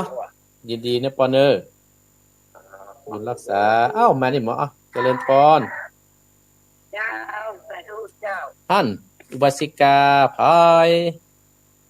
แม่น้อมเจ้าแม่น้อมบ้านเวียงกันเนาะตาจางท่าช้างใกล้บ้านแอนแม่เพนให้กะใกล้กันเนี่ยคนออกเจ้ายินดีนะแม่เนอได้ฟังเทศเนอจะเลินพรสายสุดท้ายพอดีพอกันเนาะแล้วก็จะใกล้กันเนาะสถานเนาะปิดสายและถ่ายโทรไปได้ละสถานญาติโยมตี5เลยเนอตี5แล้วอนุโมทนากับน้องกบแม่ริมผู้พิการทางสายตากันเนาะ2แม่บัวพัดอำเภอฝางร่วมทำบุญอัตมาภาพเมื่อราคาปึ้งหลายที่หลายแห่ง2สามเณรเอารักวัดสันเมืองเพื่อจะมีงานวันที่5เนอที่6เนอมาวันที่5ลวดไปวันที่6ก็ได้ได้ยินแม่สีทรว่าจะแม่มาสกรรมวัดสามเณรเดินลักที่สันเมืองแม่ตีมอุโมงค์อนุโมทนาสาธุแม่สายทองห้วยการแม่พรสันกระแปงแม่ก้อยเนอแม่ก้อยอนุโมทนาสาธุพ่อบุญตันและก็แม่เร็วจอมตองแม่สิทธรชัยประการแม่น้อยลำปางและก็แม่ตาลำปางและแม่สุกแก้วโพธารามโทรมาครั้งแรกตะกี้แม่ก้อยก็โทรมาครั้งแรกอนุโมทนาสาธุน้ำขาวผลผูกไปงานศพเนอป้ออินสันคิดเล็กเวียงป่าเป้าแม่น้อมตาจางสถาญาติโยมที่โทรมาตอนเจ้านี่เนาะอนุโมทนาที่ทุกเสียงทุกสายที่โทรให้กำลังใจอาตมาภาพก็แม่ก้อยเนอโทรมาเจือเนอกุ๊กติดเนอเป็นกำลังใจบอกกันโทรมาวันนี้ได้2 คนสายใหม่อนุโมทนาสาธุเนอเอาละสตาญาติโยมจะขอบคุณสถานีวิทยุครับตั้งแต่เวลา 5:00 ถึง 7:00 กันเนอสถานีวิทยุบ้านทุ่งเรดิโอ 89.50 อำเภอสันปะตองจังหวัดเชียงใหม่สถานีวิทยุขึ้นธรรมะของชุมชนวัดห้วยตองซัก 98.75 อำเภอจำตองจังหวัดเชียงใหม่และสถานีวิทยุเวียงป่าเป้าเรดิโอ 90.00 อำเภอเวียงป่าเป้าจังหวัดเชียงรายและสถานีวิทยุคณะสงฆ์อำเภอฝางวัด พระบัตรอุดม 100.25 อำเภอฝั่งจังหวัดเชียงใหม่สถานีวิทยุมวลเสียงธรรมวัดบุพารามอำเภอแม่แจ่ม 106.25 สถานีวิทยุชุมชนคนเมืองลี้จังหวัดลำพูน 103.75 และสถานีวิทยุเสียงธรรมจากวัดจาน FM 103.50 อำเภอกันรยานิมัตจังหวัดเชียงใหม่และสถานีวิทยุชุมชนคนนานน้อยอำเภอนานน้อยจังหวัดน่าน FM 91.50 และสถานีวิทยุสีคำเรดิโออำเภอเวียงสาจังหวัดน่าน FM 92.50 และสถานีวิทยุเสียงสายเรดิโอตำบลต้าวังผางน่าน FM 100.75 และสถานีวิทยุชุมชนคนเหนือเขื่อนอำเภอฮอด FM 90.75 อำเภอฮอดจังหวัดเชียงใหม่และสถานีวิทยุน่านฟ้าเรดิโอ FM 101.75 ตำบลป่าแดดอำเภอเมืองจังหวัดเชียงใหม่และสถานีวิทยุต้นน้ำ FM 104.50 บ้านปุ่งน้ำร้อนตำบลแม่เจดีย์เวียงปะเป้าและสถานีวิทยุดินแดนถิ่นล้านนา FM 103.50 อำเภอสันป่าตองจังหวัดเชียงใหม่และสถานีวิทยุล้านนาเรดิโออำเภอศพปราบจังหวัดลำปาง FM 95.75 และสถานีวิทยุขึ้นพระพุทธศาสนาการศึกษาวัฒนธรรมวัดไฟหินอำเภอเมืองจังหวัดเชียงใหม่ FM 104.50 และสถานีวิทยุเพื่อการศึกษาพัฒนาอาชีพ 103.00 อำเภอเมืองจังหวัดลำปางและสถานีวิทยุวิทยาลัยเทคโนโลยีการจัดการกพ.แม่เมาะ FM 99.50 โดยคุณอนุพงษ์ตาจีนะขออนุโมทนาสาธุเด้อศรัทธาญาติโยมมาแล้วอาตมาภาพจากเทศนั้นเทศธรรมชื่อว่าเบาน้อยกินหวานผูกท่วน14ผูกท่วน14นี่ก็ท่านเจ้าภาพนั่นก็พ่อสมศักดิ์แม่เพนจีนาอิและนายอเนกชัยกวินตานไปให้กับป้นน้อยเงินแม่เงินป้นน้อยปันแม่เงินจีนาอิและพ่อสัญชัยชัยกวินและแม่สาวรักษ์อำเภอชัยประการร่วมเป็นเจ้าภาพตานไปให้กับเจ้ากรรมในเวรเตวบุตรเตวดาอนุโมทนาสาธุเนอญาติโยมคราวที่แล้วผูกท่วน13นั่นถึงที่ว่าพญาเจ้าเมืองบ่าวน้อยกินหวานได้ไปฮื้ออุปราชนั่นไปเอาหมู่พญาวิรติราชาเจ้าชายราชและเจ้าสุจิตตา3พญาเจ้าเมืองนั้นที่ได้จุรบตบมือกันเข้ามาในห้องประชุมเมื่อเจ้าบ่าวน้อยหานพญาวิรติราชาซึ่งเป็นพ่อฝ่ายเมียนั้นแล้วลูกเป็นลูกเขยนั้นเข้าไปกราบบอกว่าต้องเนี่ยแล้วสุดท้ายก็ได้ตกลงปลงใจกันอู้กันเข้าใจตั้นตลาดตกลงปลงใจแล้วก็ได้กินเลี้ยงกินนั้นแต่ในจิตใจแล้วก็มีพญาตัวหนึ่งชื่อว่าจิตรราชนะก็ยังคิดล้างแค้นอยู่ท่านแต่เขาก็กินเลี้ยงกันงานนักจบที่กินเลี้ยงท่านสถาญาติโยมเอาละถามพวกนี้ที่ว่าบ่าวน้อยกินกวานเนื้อมันจะเป็นจะใดเจ้าบ่าวน้อยกินกวานจะแก้เหตุการณ์บ้านเมืองจะใดที่ได้อัปป้อและได้เอาเจ้าชายราชเจ้าสุจิตากินเลี้ยงกันแล้วจะเหตุการณ์จะเป็นจะใดนั่นก็เชิญสถาญาติโยมฟังมรดกธรรมกับเมืองเน้อแม่ก้อยเน้อแม่ก้อยที่ฟังใหม่เนาะ และหลายผู้หลายคนโดยตลอดถึงผู้ฟังเก่าๆเน้อพระเจ้าผู้ฟังเก่าหนีไปหมดปัจจัยเนี่ยต้องมันเพิ่มขึ้นเนี่ยเปลี่ยนกันโทเนาะเปลี่ยนกันโทเอาแล้วเน้อตั้งอกตั้งใจเน้อไปจะใส่กันเทศกับวันที่5เน้อ อ้าวตั้งอกตั้งใจณบัดนี้นะโมตัสสะภะคะวะโตอะระหะโตสัมมาสัมพุทธัสสะอันตะโกโปติสัตโตนากากะเรกะติงปะเตติสัตตะโวตุตาสัพโพติสัตตั้งหลายตั้งยิ่งใจหนุ่มเต้ามีสัตตะเขาเป็นปะตานต่างมีใจบานนา ตั้งใจตานั่งฟังตามตั้งสถานีวิทยุขึ้นสีเก่าปากันจุงจำดาติดต่อตามบัตรขอบปฏิว่าอัตตาโกโปติสโตดังนี้เป็นตนบัดนี้แดดเตออันตาโกในกาลนานเจ้าหนอโพธิสัตว์เจ้าตะลงยันก็มีลาดองค์การปงกาดอามาตต่างตาติสัญญาเป่าห้องไปตัวห้องเพียงใจคนตั้งหลายตาย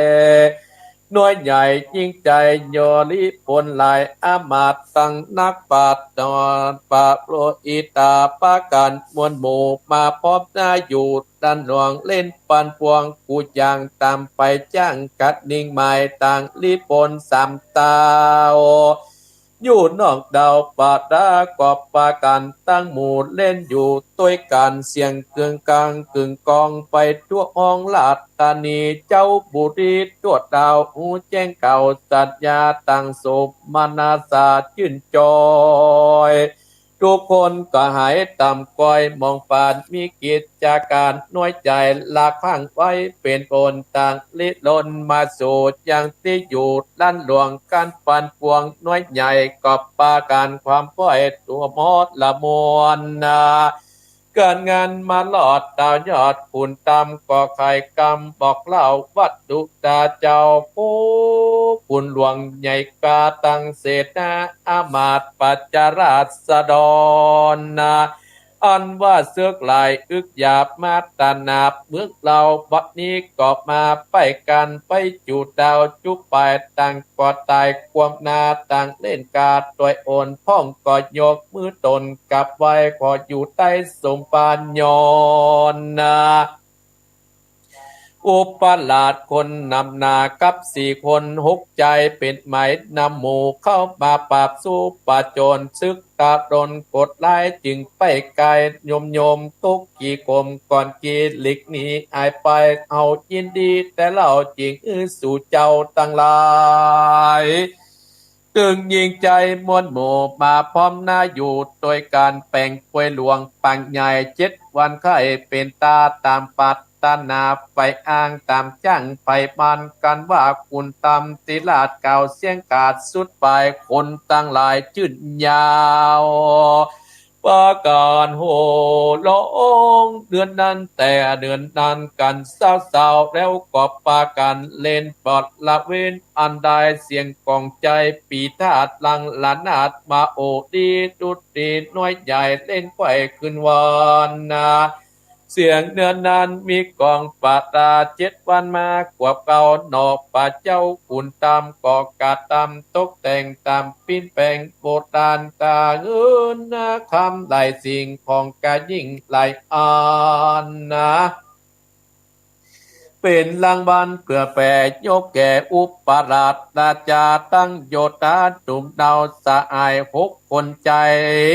ก็แจกแยกเสียงควายเบนบอกได้คนใดก็มีอันแหลดดาตะโตปะลังตัดนั้นปล่อยบอดจาต้นเจ้าฟ้าวิดาติราจาก็ฮือปัญญาทัตราชเจ้าปราสาทเมืองโกสุมพีกับเจ้าบุรีดาวตากะสีดานำโยตามวลมากับเนื่องกับความไวปับไปขึ้นสู่ยังที่อยู่เมืองตนลิปนน้อยใหญ่ไอพนเจ้ามองกียกตายามดีจุดนอดตายอดผู้บานกอดละหนอโพธิญาณยอดใสคือเบาน้อยกำใจยกลิปนไหลกับไปเอียงเมืองจากอิตาปัตนครรับโดนดอนนันตาตลอดเมืองตนโส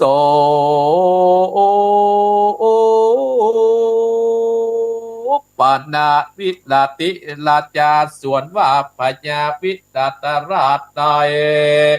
กวยกาดไปนานตุกสาตานเองต้องปัดแต่ต้องไก่ตาบัดดินาพวกเต่ามาอยู่ที่เก่าหอดใดได้อ่านใจลูกน้อยคือนางยอดซอยนันติกาจะญาและเก่าผิวบอดเศร้าจันทวัดีทุกมองกีไม่บาดก็อายเสียงกาจุป ปาการสุขสำรันปอปอนอยู่ปอในบอนปังกา3 เดือนก้อยมาลอดก็ปานางยอดมาเอสีลามุนีหนุ่มเนาอันเป็นลูกเต้าเกิดเหมือนกับนางบุญเรือนลูกน้อยงามชื่นจอยนันติกาแล้วนำโยตาออกจากเวียงใจลัดลงไปปะไม้ตลับต่อเตาถึงเมืองชิลีนครตาโตปาตายาแลกเตดันไปนาบอดนื่นจาเฮิกนั้นหนอปูติยันบุญใหญ่กึดไหวกึดเตืองอายังสองขา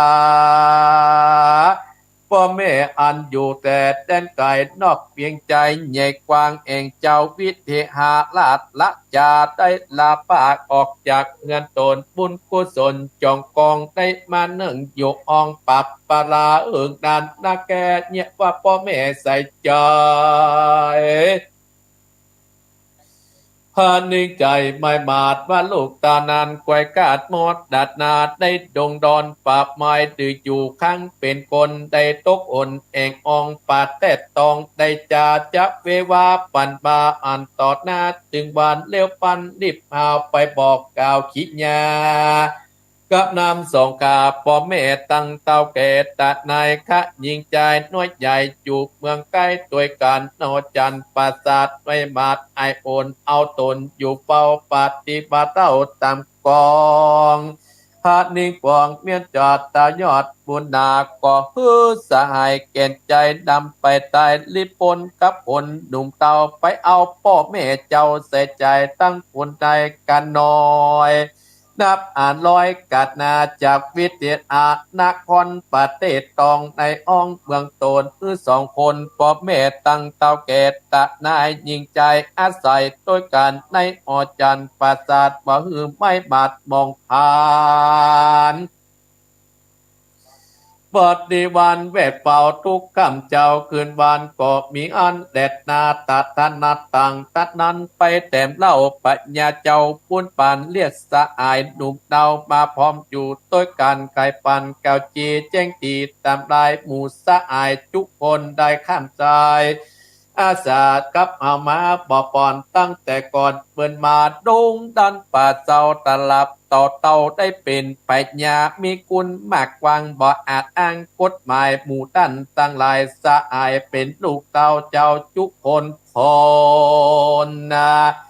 ได้เอาตนเตียวต้องมาต่างห้องตัวการการละนักเบาน้อยใหญ่ก็ช่วยจุอันปาการมืดนั้นนาแก่เนี่ยว่าพ่อแม่สองเจ้าญาติกาเพื่อนปองอันอยู่ห้องเมืองลา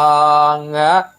จากทุกห่างไม่มาดขาดนิขาดกองอ่อนจึงปากันไปปานภิกษุอย่างที่ยืดเดิมอ่อนได้ปืนปัญญาแตนป่อก่อสร้างต่อแตนเมืองโยตาเรื่องไปน้อยไอตำกอ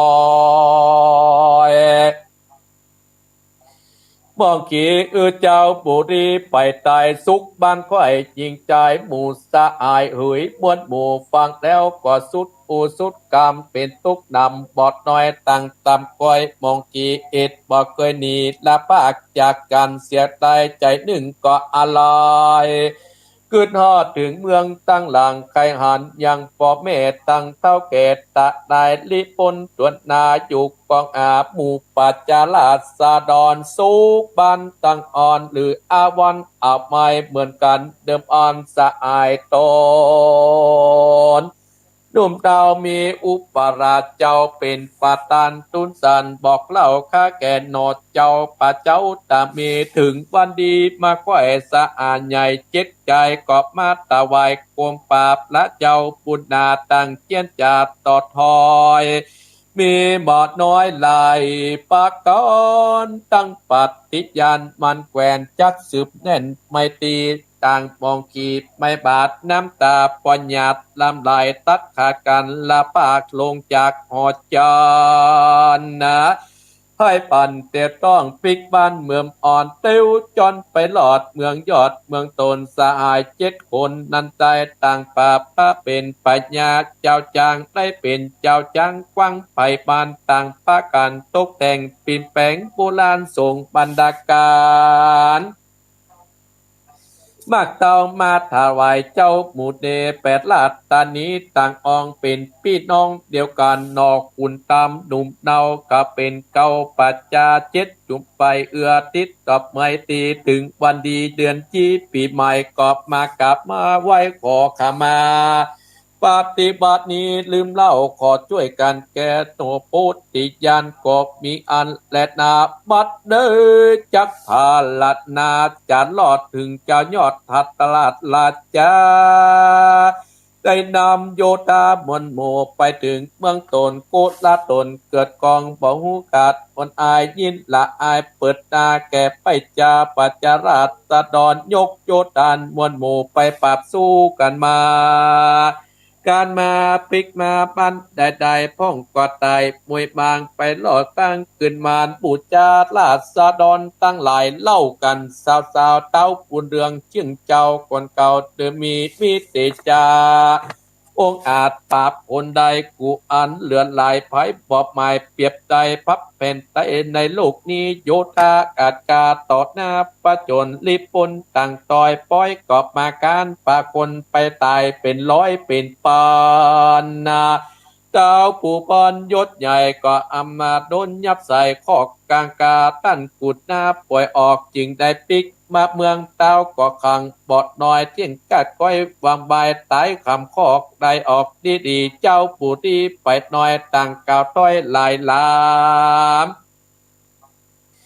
ประการเต้าผู้บานเอาอาจร้อนนะไม่บาดเป็นไฟกะนิ่งใจคำเจ้าใจบาปเศร้ากะดีลูกเศรษฐีตัวถอยไอเบาน้อยกำใจกับสะอายมวลหมู่ปอดตั้งอยู่ตามมา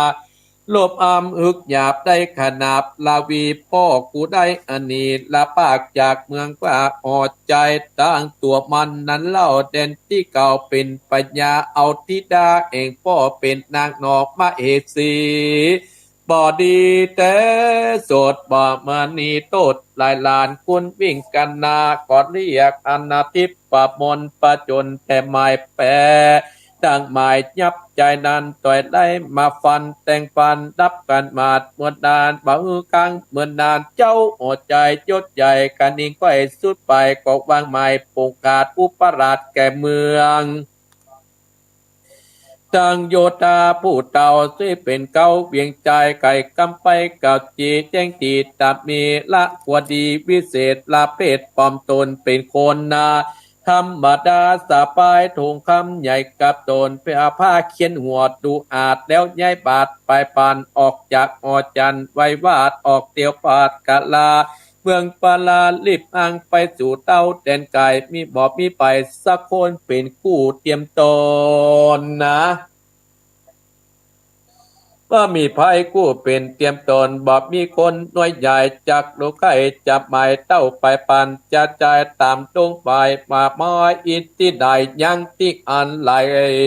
หายแล้วกอดเตียวไปค่ำที่ไหนนอนอ่านโอ๊ตยันกันตีสามนาทีพวกเจ้ากอดไตเต้าไปปันไปเถิง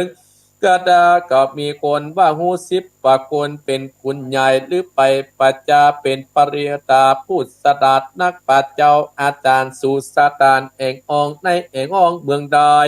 เลี้ยวไว้ไต่เตาป่าตนเข้าไปสู่ต้านเป็นคู่กาอูสอนหูตามมีบทได้ดีเอียนใดต่างเอาคำก้าใหญ่แต่นกุลเอียนเติมนุนบอกขาดนักปัจเจ้า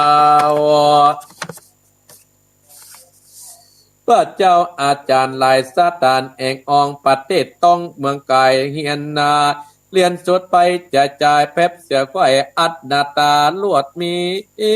ดาบมากเต่ายิ่งกว่าเก่าเดิมอ่อนเตี้ยวจอนสอดใส่เฮียนสิก้อยสิบปะคุณอาจารย์มนวิเศษมนเชื่อเขตแดนกายกึดกันนิ่งใจ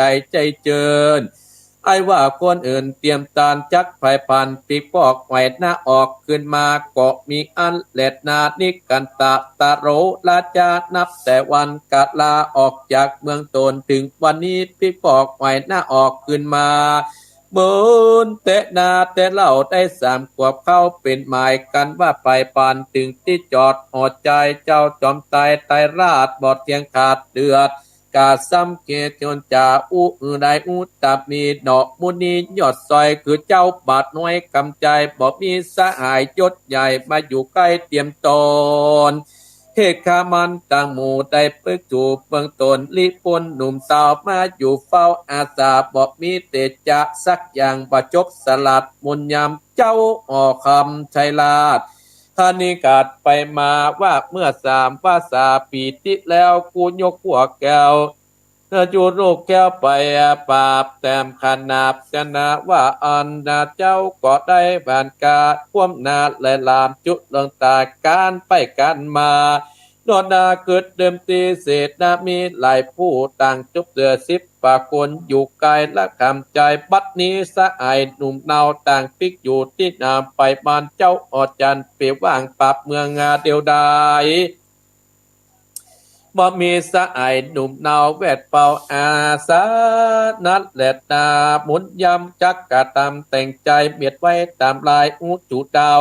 จิงไปไกลหนีมาบัดนี้นากูตายจำแจ้งไกลจุอันเลี้ยวปัญญาจายกพวกไปตีเมืองคือความบายผมตาจุ่มกว่าจุ่มไก่ใจภัยสัตว์ลาดผู้เอาหาดตึกยามเขียนเต็มสันไปหาเจ้าปัญญาวติตาจาผู้เป็นปัญญาตนปอตนปอกับน้องนอเคยเมืองเต้าเรื่องสุจิตาราชเจ้าประสาทตะกะสีดาบัดนี้ตัวคายกพวกมาดิปนประจนการกันนับเจ้าเบาน้อยขใจตอยและนาอึกยามยับยิ่งใจใหญ่ต่อยมาเป็นข้ากัดตามการเงินกรรมกับมากเขาก็จกจักตามลายกอบพ่อพระบุญไปตนพ่อกับน้องเคยเมืองยกโยเตือนสีดาดไปปราบโดยการแต่งฟันแต่หน้าและหน้าขออย่าได้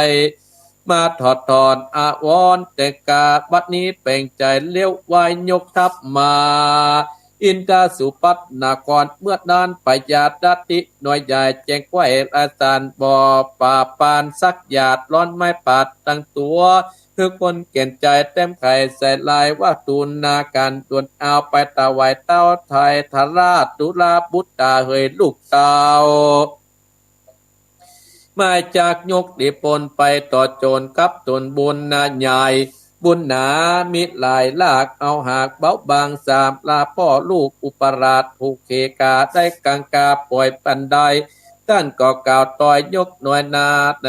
ความปอดตายเป็นปีเต้าปัญญาตนเป็นลูกเต้าตามตกรีปองยัดต่างบาปขนาบลาวีตนจะมีฤทธิ์มากเต้าอาจแปดต่างหลายพวกเฮาโยตา10 ประการเสียงกาดว่าเป็นยอดบุญบุญคนลืมบุญคุณนั้นเล่าเป็นคนบาปเศร้าปัตตาแม้นมีเตจายศใหญ่อยู่บ่ได้เหมือนปลายอยู่ในหอนหานเที่ยงแหลดนาคุณพุทธาจุงจอยไปตามกามมอมาลาจากโกดไม้ตลับต่อเต้าตะลงโกนปังไปลุนเมื่อซอยได้กลับก้อยกี่มองน้ำตาดนองอาบนาต่างไฟฟ้าปัจจาราษฎรนา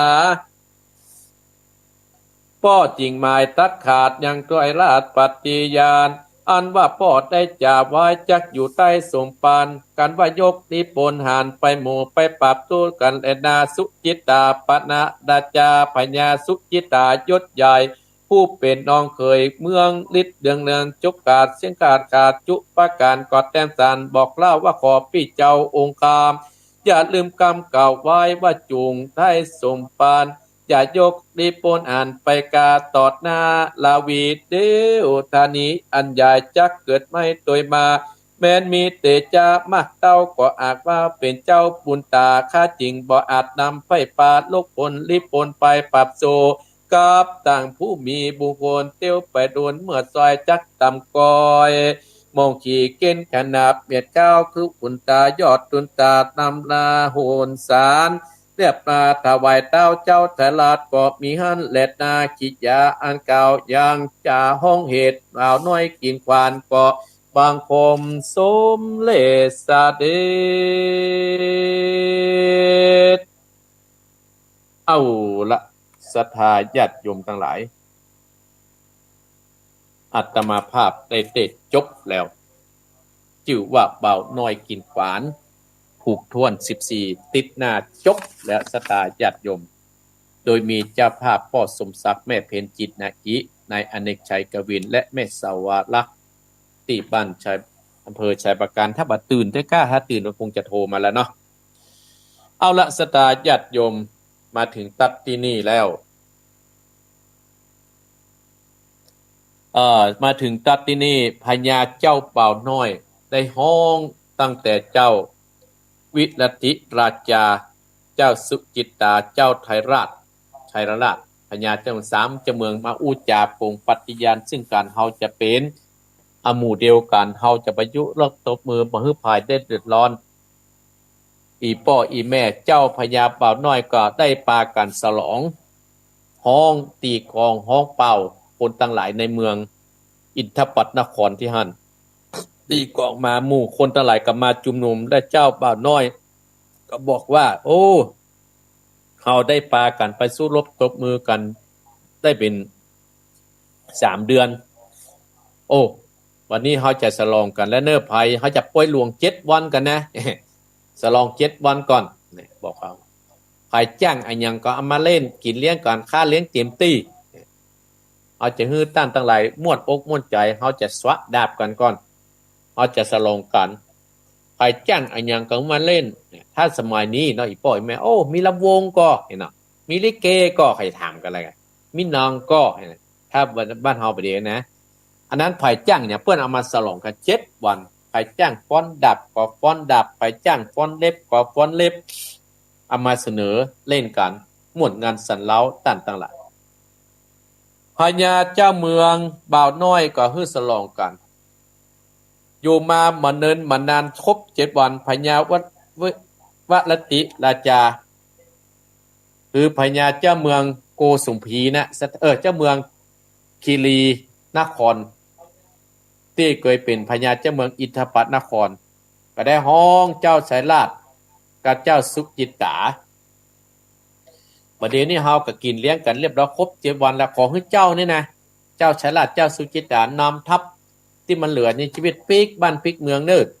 ก็ต้องรอข้าละข้าจะอยู่ที่นี่ก่อนอีพ่อจะอยู่นี่ก่อนลุงจะอยู่ที่นี่ก่อนสนทนากันเจ้าชัยราชเจ้าสุจิตตาก็นำรีบปนปิกไปบ้านไปเมืองบางคนก็เจ้านั่นก็ไปเมืองตักกะศิลาไปเมืองโกสุมพีไปเมืองโกสุมพีเจ้าสลัดก็ไปเมืองพวกมีเมืองโกสุมพีเมืองตักกะศิลาเจ้าชัยราชก็ปีกไปเจ้าสุจิตตาก็ปีกไปได้หมื่นส่วนเจ้าชัยราชทัดราชสถานเจ้าสายทัดราชอันน่ะ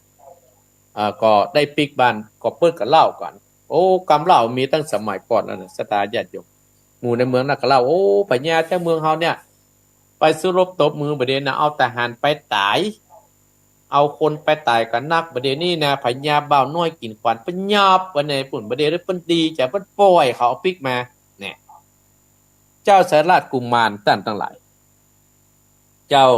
ทัดราชกุมารหรือว่าพญาเจ้าเมืองเจ้าทัดราชกุมารนี่นะก็เลยอายฮื้อกับคนทั้งหลายว่าโอ้กูอยู่บ่ได้แล้วก็เลยกึดจะได้กูจะต้องไปเรียนคาถาก่อนเพราะว่าคาถาที่เรียนมาเขาก่อนโดนเจ้าบ่าวน้อยกินกวานมูโดน6 สหายนั้นยำเรียบร้อยเลยเปียกคำใส่ถุงปือท่านทั้งหลายถุงย่ามเตวเอาผ้าเกณฑ์หัวเอามีภายไปตัวสักคนไปเซาะเรียนคาถาไปเซาะเรียนคาถาในเมืองนั้นพดไปเมืองนั้นพดโทษค่ำในดอนฮั่นก็ไปปะใส่เมืองนึงก็ไปปะนักปราชญ์นั้นก็โหราปุริหิตานักสอนคาถาให้เจ้าไทยราชราชนี่น่ะเรียนจนจบจนเสี่ยงเจ้าชาราชก็โอ้บัดนี้เฮาเรียนคาถานี่นะเรียนมันนักแกจะเพิ่มเติมให้มันได้จับได้เลยคิดในใจกูแค้นจับบ่าวน้อยแค้นไอ้6 สหายนี่ยับเฮาไปขอเฮาไปก็ยกทัพไปอย่ายับเขามาฆ่ามาแกล้งมันจะมาต้มยำดิไกเฮาอายเปิ้นเฮาบ่ได้อยู่บ้านอยู่เมืองกับเพราะอันเนี้ยพกความแค้นไว้ในใจต่างๆเนี่ยอีพ่ออีแม่บรรดาศรัทธาญาติโยมเพิ่นว่ามีความรู้เอาตัวบ่รอดกันนักเนี่ยศรัทธาญาติโยมมันมีสติมันมีความโกรธเนี่ยก็บ่ดีเนี่ยศรัทธาญาติโยมทำให้เฮาเสียโอกาสเมื่อเรียนมาแล้วก็เอาไปใจต ทางที่ดีสถาญาติโยมจะไปฆ่าอาจจะไปสิงกับมือเหมือนที่อาตมาอู้ตะกี้อาจจะไปนี้เปิ้นอีพ่ออีแม่หลังจากจบแล้ว เจ้าทัดลาดหรือว่าเจ้านี้ก็ได้ปีกมาบ้านปีกมาเมืองปีกมาบ้านปีกมาเมืองต่างๆโอ้มาแล้วว่าประเดี๋ยวนี้เฮาได้เรียนเก่งแล้วเฮาจะยกทัพไปตีเจ้าเมืองบ่าวน้อยฮู้ซ้ำฮู้ข่าวว่าเจ้าบ่าวน้อยกี่กว่านะสหายมันปิกบ้านหมดละปิกบ้านปิกเมืองเลยมันฮู้ข่าวย้อนไปถึงอันนี้สถาญาติโยมหมู่เสาใจเจ้าละติกุมารนั่นก็ไปบ้านไปเมืองได้เป็นพญาเจ้าเมืองก่อนผู้คู่กูคนส่วนเจ้าบ่าวน้อยเก่งขันก็ไปฮื้อหมู่ทหารหมู่ประราชไปเอาพ่อเอาแม่เปิ้นมาไว้ที่เมืองอินทปัตนครจากเมืองวิทิหานครเจ้าไทยราชรู้ว่าหมู่สหายหมู่นั้นเขาบ่อยู่แล้วเจ้าบ่าวน้อยเก่งขันเนี่ยเหมือนมีกระทานสักอย่างเขาอยากยับได้ก็เลยแต้มเขียนหนังสือแต้มเขียนหนังสือเนี่ยไปหาพ่อพญาวิรติราชาไปหาเจ้าสุจิตตาก็ว่าจดหมายก็บ่อีพ่อให้อย่าไปสู้ให้อย่าไปตีเมืองนั่นนะเพราะเจ้าบ่าวน้อยเนี่ยเป็นคนชั้นต่ำอันนี้เจ้าพญาวิรติราชาพ่อบอกโอ้ลูกเฮ้ยเฮาได้ตั้งอกตั้งใจปฏิญาณไว้แล้วว่าเฮาจะเป็นคนดีซึ่งกันและกันและเฮาจะยกทัพมันบ่ดีนะแต้มเขียนจดหมายบ่บอกให้ลูกเปิ้มกรรมว่าลูกย้างก่อนกะถานั้นเฮาอาจจะเฮาไปสู้ตนบุญบ่ได้เฮาเอาไว้นี้ดีกว่าไว้ปราบคนบ่ดีดีกว่าเฮียนมาก็ดีแล้วเฮารอดเป็นรอดตายก็เพราะเปิ้นปล่อยเฮามานะสอนลูกเปิ้นแต่เจ้าไทยราชเนี่ยท่านเป็นคนที่โมโหดุร้ายไผสอนบ่ฟังไผบอกบ่ฟังไผเตือนบ่ฟังไผเตือนหรือบ่ฟังอีพ่ออีแม่เหมือนกับนิทานเรื่องว่ากากินจางเนี่ยท่านทั้งหลายเหมือนนิทานกากินจางเนี่ยก็ยังมีพญาจางตัวหนึ่งเนี่ยหากินตำบลยอดเขาหากินไปวันๆลงไปพบหญ้าที่ในนั่นในบึงนั่นลืมคิงไปตั้งแต่กินด้วยไปเพลิดเพลินบ่ได้มีสติสุดท้ายก็จมตายที่หั่นร่างกายก็ลอยกระแสน้ำไปในขณะนั้นก็มีพญากาตัวหนึ่งมองเห็นชากจางลอยน้ำมาตั้งหลายจิกกินเป็นอาหารทุกวันจนซากจางนั้นออกไปแม่น้ำกว้างออกไปทะเลเบิ่นณฝั่งแห่งหนึ่งที่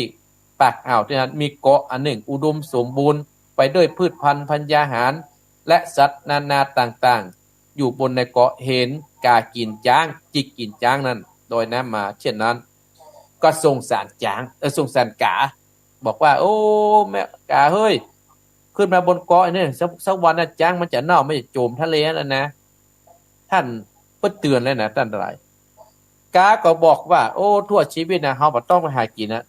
ตื่นมาก็กินนอนมาเฮาก็หลับแล้วเนี่ยเฮาก็มีกินตลอดท่านทั้งหลาย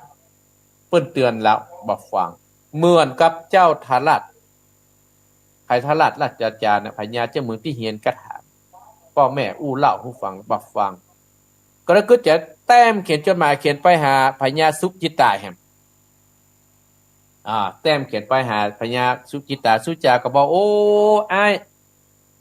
เฮาตั้งปฏิญาณเฮารอดตายมาก็เพราะเปิ้นนะเพราะเปิ้นนั่นน่ะ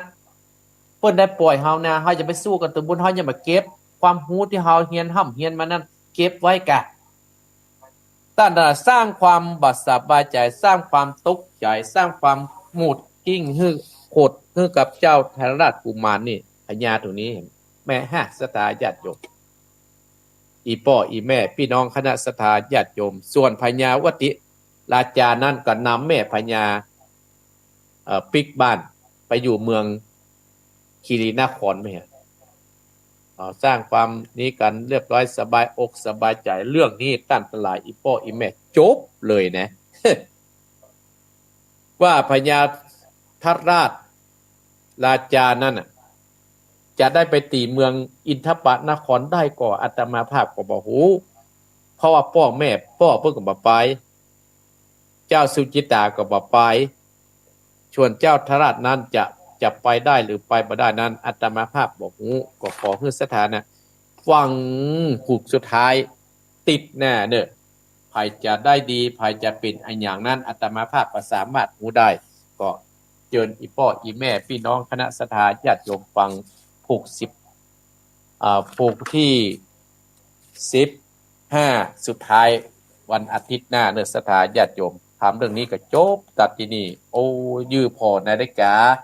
ก็เฮาก็ต้องออกก่อนเวลา10นาทีให้มัน10นาทีแล้วอาตมาภาพก็ลองเปิดโทรศัพท์กันเด้อใครที่โทรมาแต่เจ้าก็บ่ต้องโทรแล้วเนาะไผโทรมาใหม่ก็บอกให้อาตมาภาพเลยนะวันนี้มี2คนมีแม่ก้อยมีแม่ก้อยและแม่สุกแก้วโพธารามสารปีฟังแต่เขาฟังอาตมาภาพแต่โทรมาครั้งแรกก็โทรมาที่082 885725ก็โอกาสเดือนหน้านี่ก็เจิญร่วมทำบุญเนอะวันที่30วันที่23นี่ก็ทำบุญทอดกฐินที่ศูนย์ปฏิบัติธรรมเวลาบ่ายโมง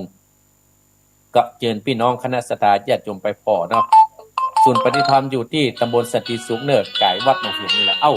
ยังได้บอกตัวมารหัสศรัทธาญาติโยมให้มืออยู่เนาะ740เจริญปอนไว้จากครับท่าน พ่อบุญธรรมครับผมฟังอยู่ตลอดเลยครับ ฟังอยู่ตลอดไปกรุงเทพม่วนเนาะครับอันปี้มาแล้วประเดี๋ยววันนี้ย่างกะครับวันนี้ย่างครับวันนี้ย่างนอนรับเนาะครับบุญรักษาเน้อ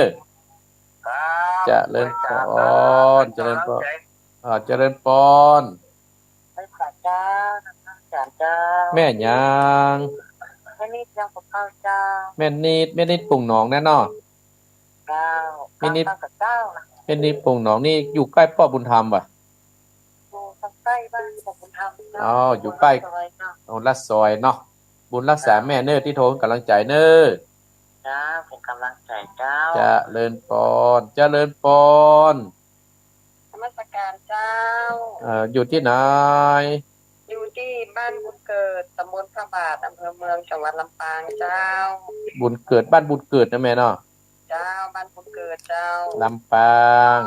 ฟังมาเมินแล้วกะฟังมาเมินแล้วเจ้าแต่บ่เคยโทรเจ้าบ้านบุญเกิดแม่อายุเท่าใด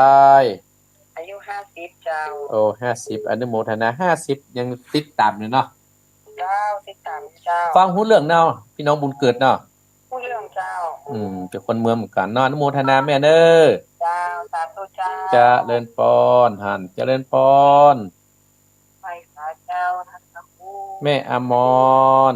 วันนี้แม่ได้มาทำดูก็ตื่นตี 5ตื่นตี 5บ่ได้สวดตะเปิดกรรมบ่ได้ฟังแต่เช้าตื่นยินดีเนี่ยแม่จะไปไหนวันนี้วันนี้แม่ก็จะอยู่บ้านอยู่ก็จะมีกฐินบ่ได้ก็ของวันที่5พุ่นแม่เนาะวันที่5แม่ของแม่จะมีเช้า2นี่ล่ะบ่ยได้เจ้าเช้า2อันนี้ก็ของหมู่บ้านเนี่ยแม่บ่เจ้าของที่ไหนนะอันนี้เพิ่นเจ้าเพิ่นมีหน่อยนึงเพิ่นเคยมาแล้วก็เอาหมู่บ้านเนี่ยน่ะสามัคคีเหมือนกันยินเดียวกันนั่นน่ะบุญรักษาบุญมีชื่อก็ตามไปเนาะมีได้ก็ตามไปเจริญพรให้แม่เด้อเจ้าไว้เจริญพรเจริญพรเจริญพรอยู่ที่ไหนแม่อยู่ลี่เดี๋ยวกันแม่ทองกันเนี่ยได้ฟังแหละแม่ฟังกี่โมงก็5 โมงไป5 โมงตื่นขวายเนี่ยเจ้าเต้ทำได้กะถึงได้งี้เนี่ยเจ้ายินดีนะแม่ทองเนี่ยหายไปเมินจ้ะเจ้านอนฟังน้ำห้วยขึ้นเนี่ยน้ำห้วยมาอีกเหรอเจ้าบุญรักษาเน้อแม่เน้อเจ้ากำลังใจท่านพระครูเด้อขอบคุณเจริญปอนเน้อเจริญปอนสายต่อไปเจริญปอนเจ้าพระเจ้าแม่สุทัศน์เจ้าแม่สุทัศน์ดีมูลฟังอยู่นอกจ้ะฟังอยู่นอกบุญรักษาเน้อเจริญปอนแม่สุทัศน์ดีมูลเจริญปอนไปสาเจ้าแม่ยังไม่เจริญเจ้าสบายดีเนาะไม่เจริญไปทางใดวันนี้หนูได้ไปทางใดเจ้า บอกว่าสะดวก รักษาสุขภาพด้วยแม่เนอ เจ้าท่านจะไปกันนะเจ้า ยินดีนะแม่จรูนเนอ เจ้า เจริญพรสายต่อไปเจริญพร เจ้า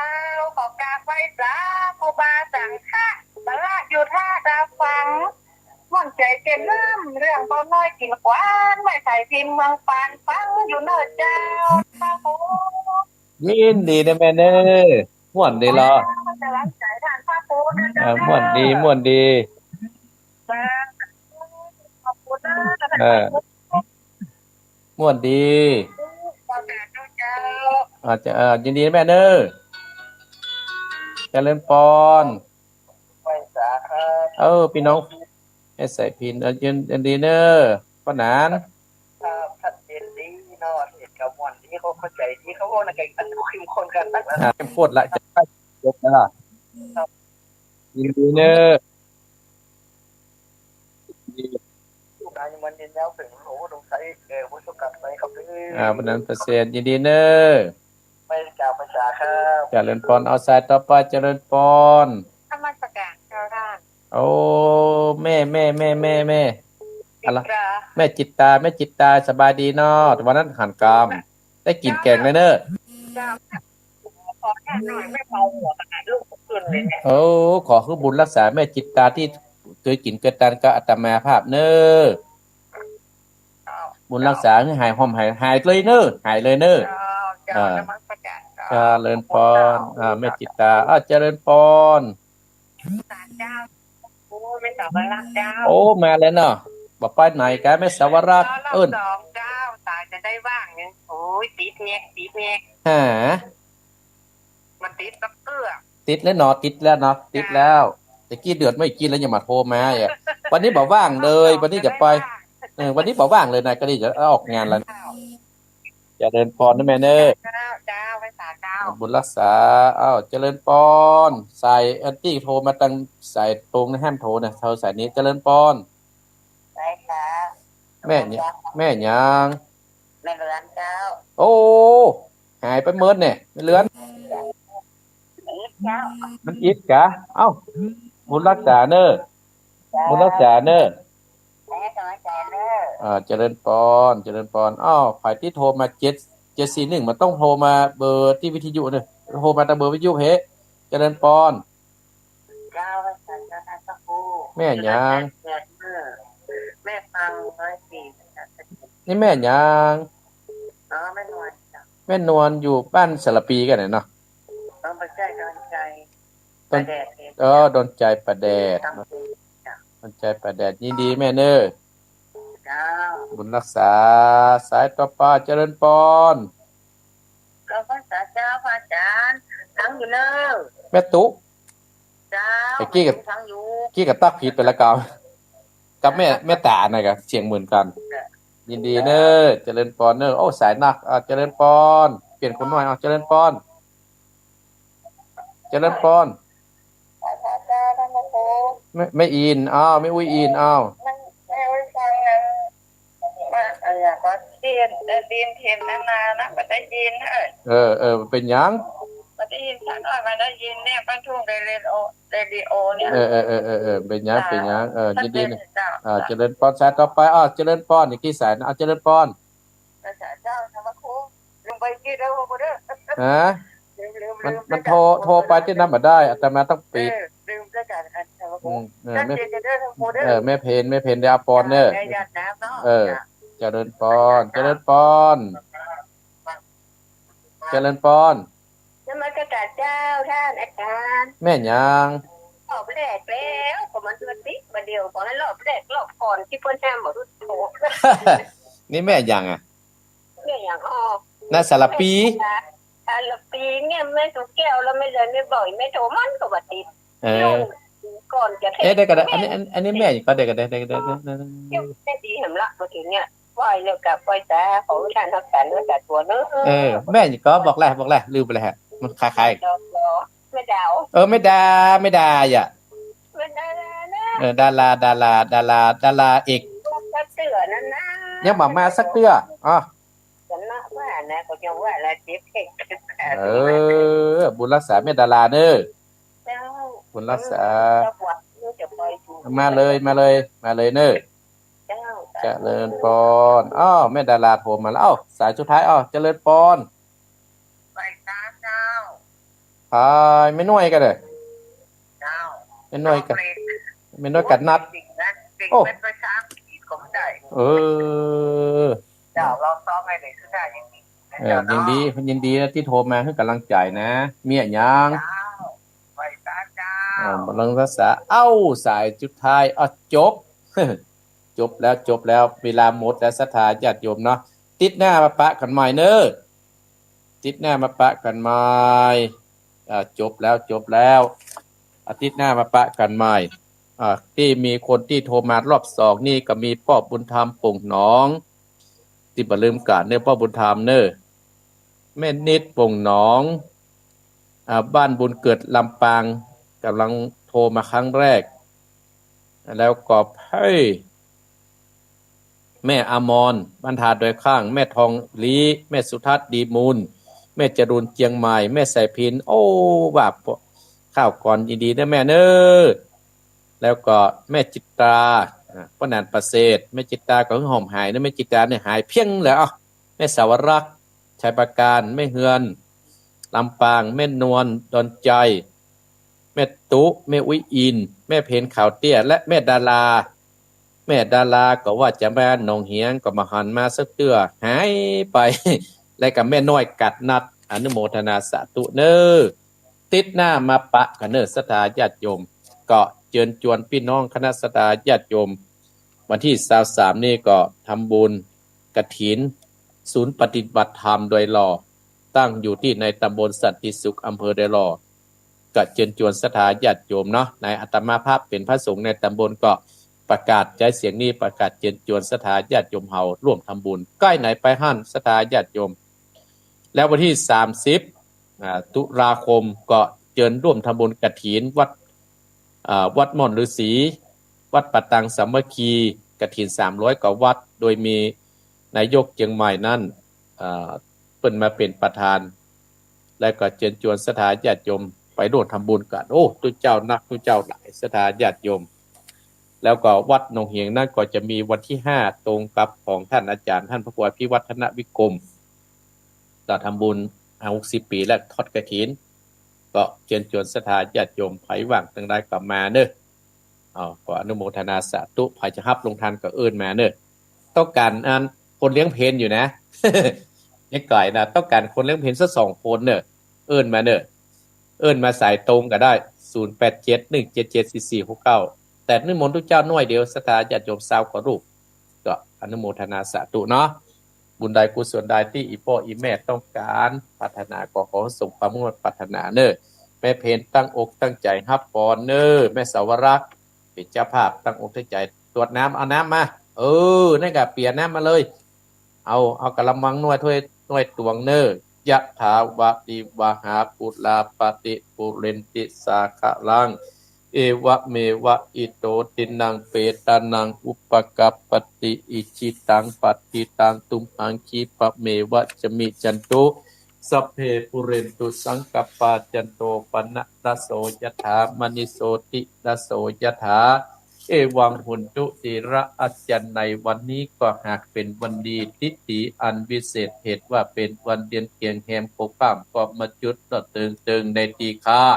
กะระบัดนี้ก็ไม่มีแม่เพนข่าวเตี้ยพร้อมโดยลูกเต้าแต่ญาติกาและแม่สาวรักต่างคนก็ได้โซลงคงไฟในอเนกก็ได้มาพูดจาเอาพระธรรมเทศนาปุกนี้เพื่อเทศนาอุทิศส่งกุศลให้ปลอดน้อยปานเมฆเงินพร้อมด้วยก็ สอนไซชัยกวินและการไปหาเทบุตรเทวดาเขารับได้กินได้พ้นจัดที่อยากได้ภาคจัดที่ทุกได้ถึงที่สุขเที่ยงแต่ดีๆอะยัญจะโหทักขินาทินาสังคัมหิสุปฏิทิตาทีกรตังหิตายะสัตตนโสกัปปติโสยติธโมทัสสิโตเปตนะบูชาจะกตาอุดลาภรัญจะภิกขุนุปตินังตุมเหหิปุญญังปสุตังอนัปปกันติสปีติโยวิวัสสันตุสัพพะโรโควินาสันตุมาเตมตรายโยสุขีติคายุโกภวะอภิวาทนาสีริสะนิจัง อุตตาปัจจายโนจัตตารโอธรรมาวัฏตันติอายุวันโนสุขังปะลัง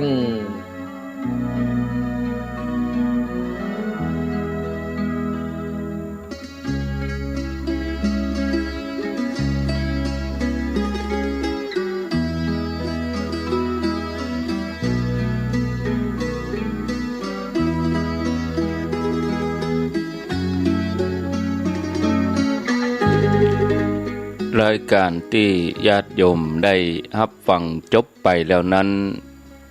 เป็นรายการมรดกธรรมพื้นเมืองดำเนินรายการโดยท่านพระครูวรธรรมนาถเจ้าอาวาสวัดหนองเหียง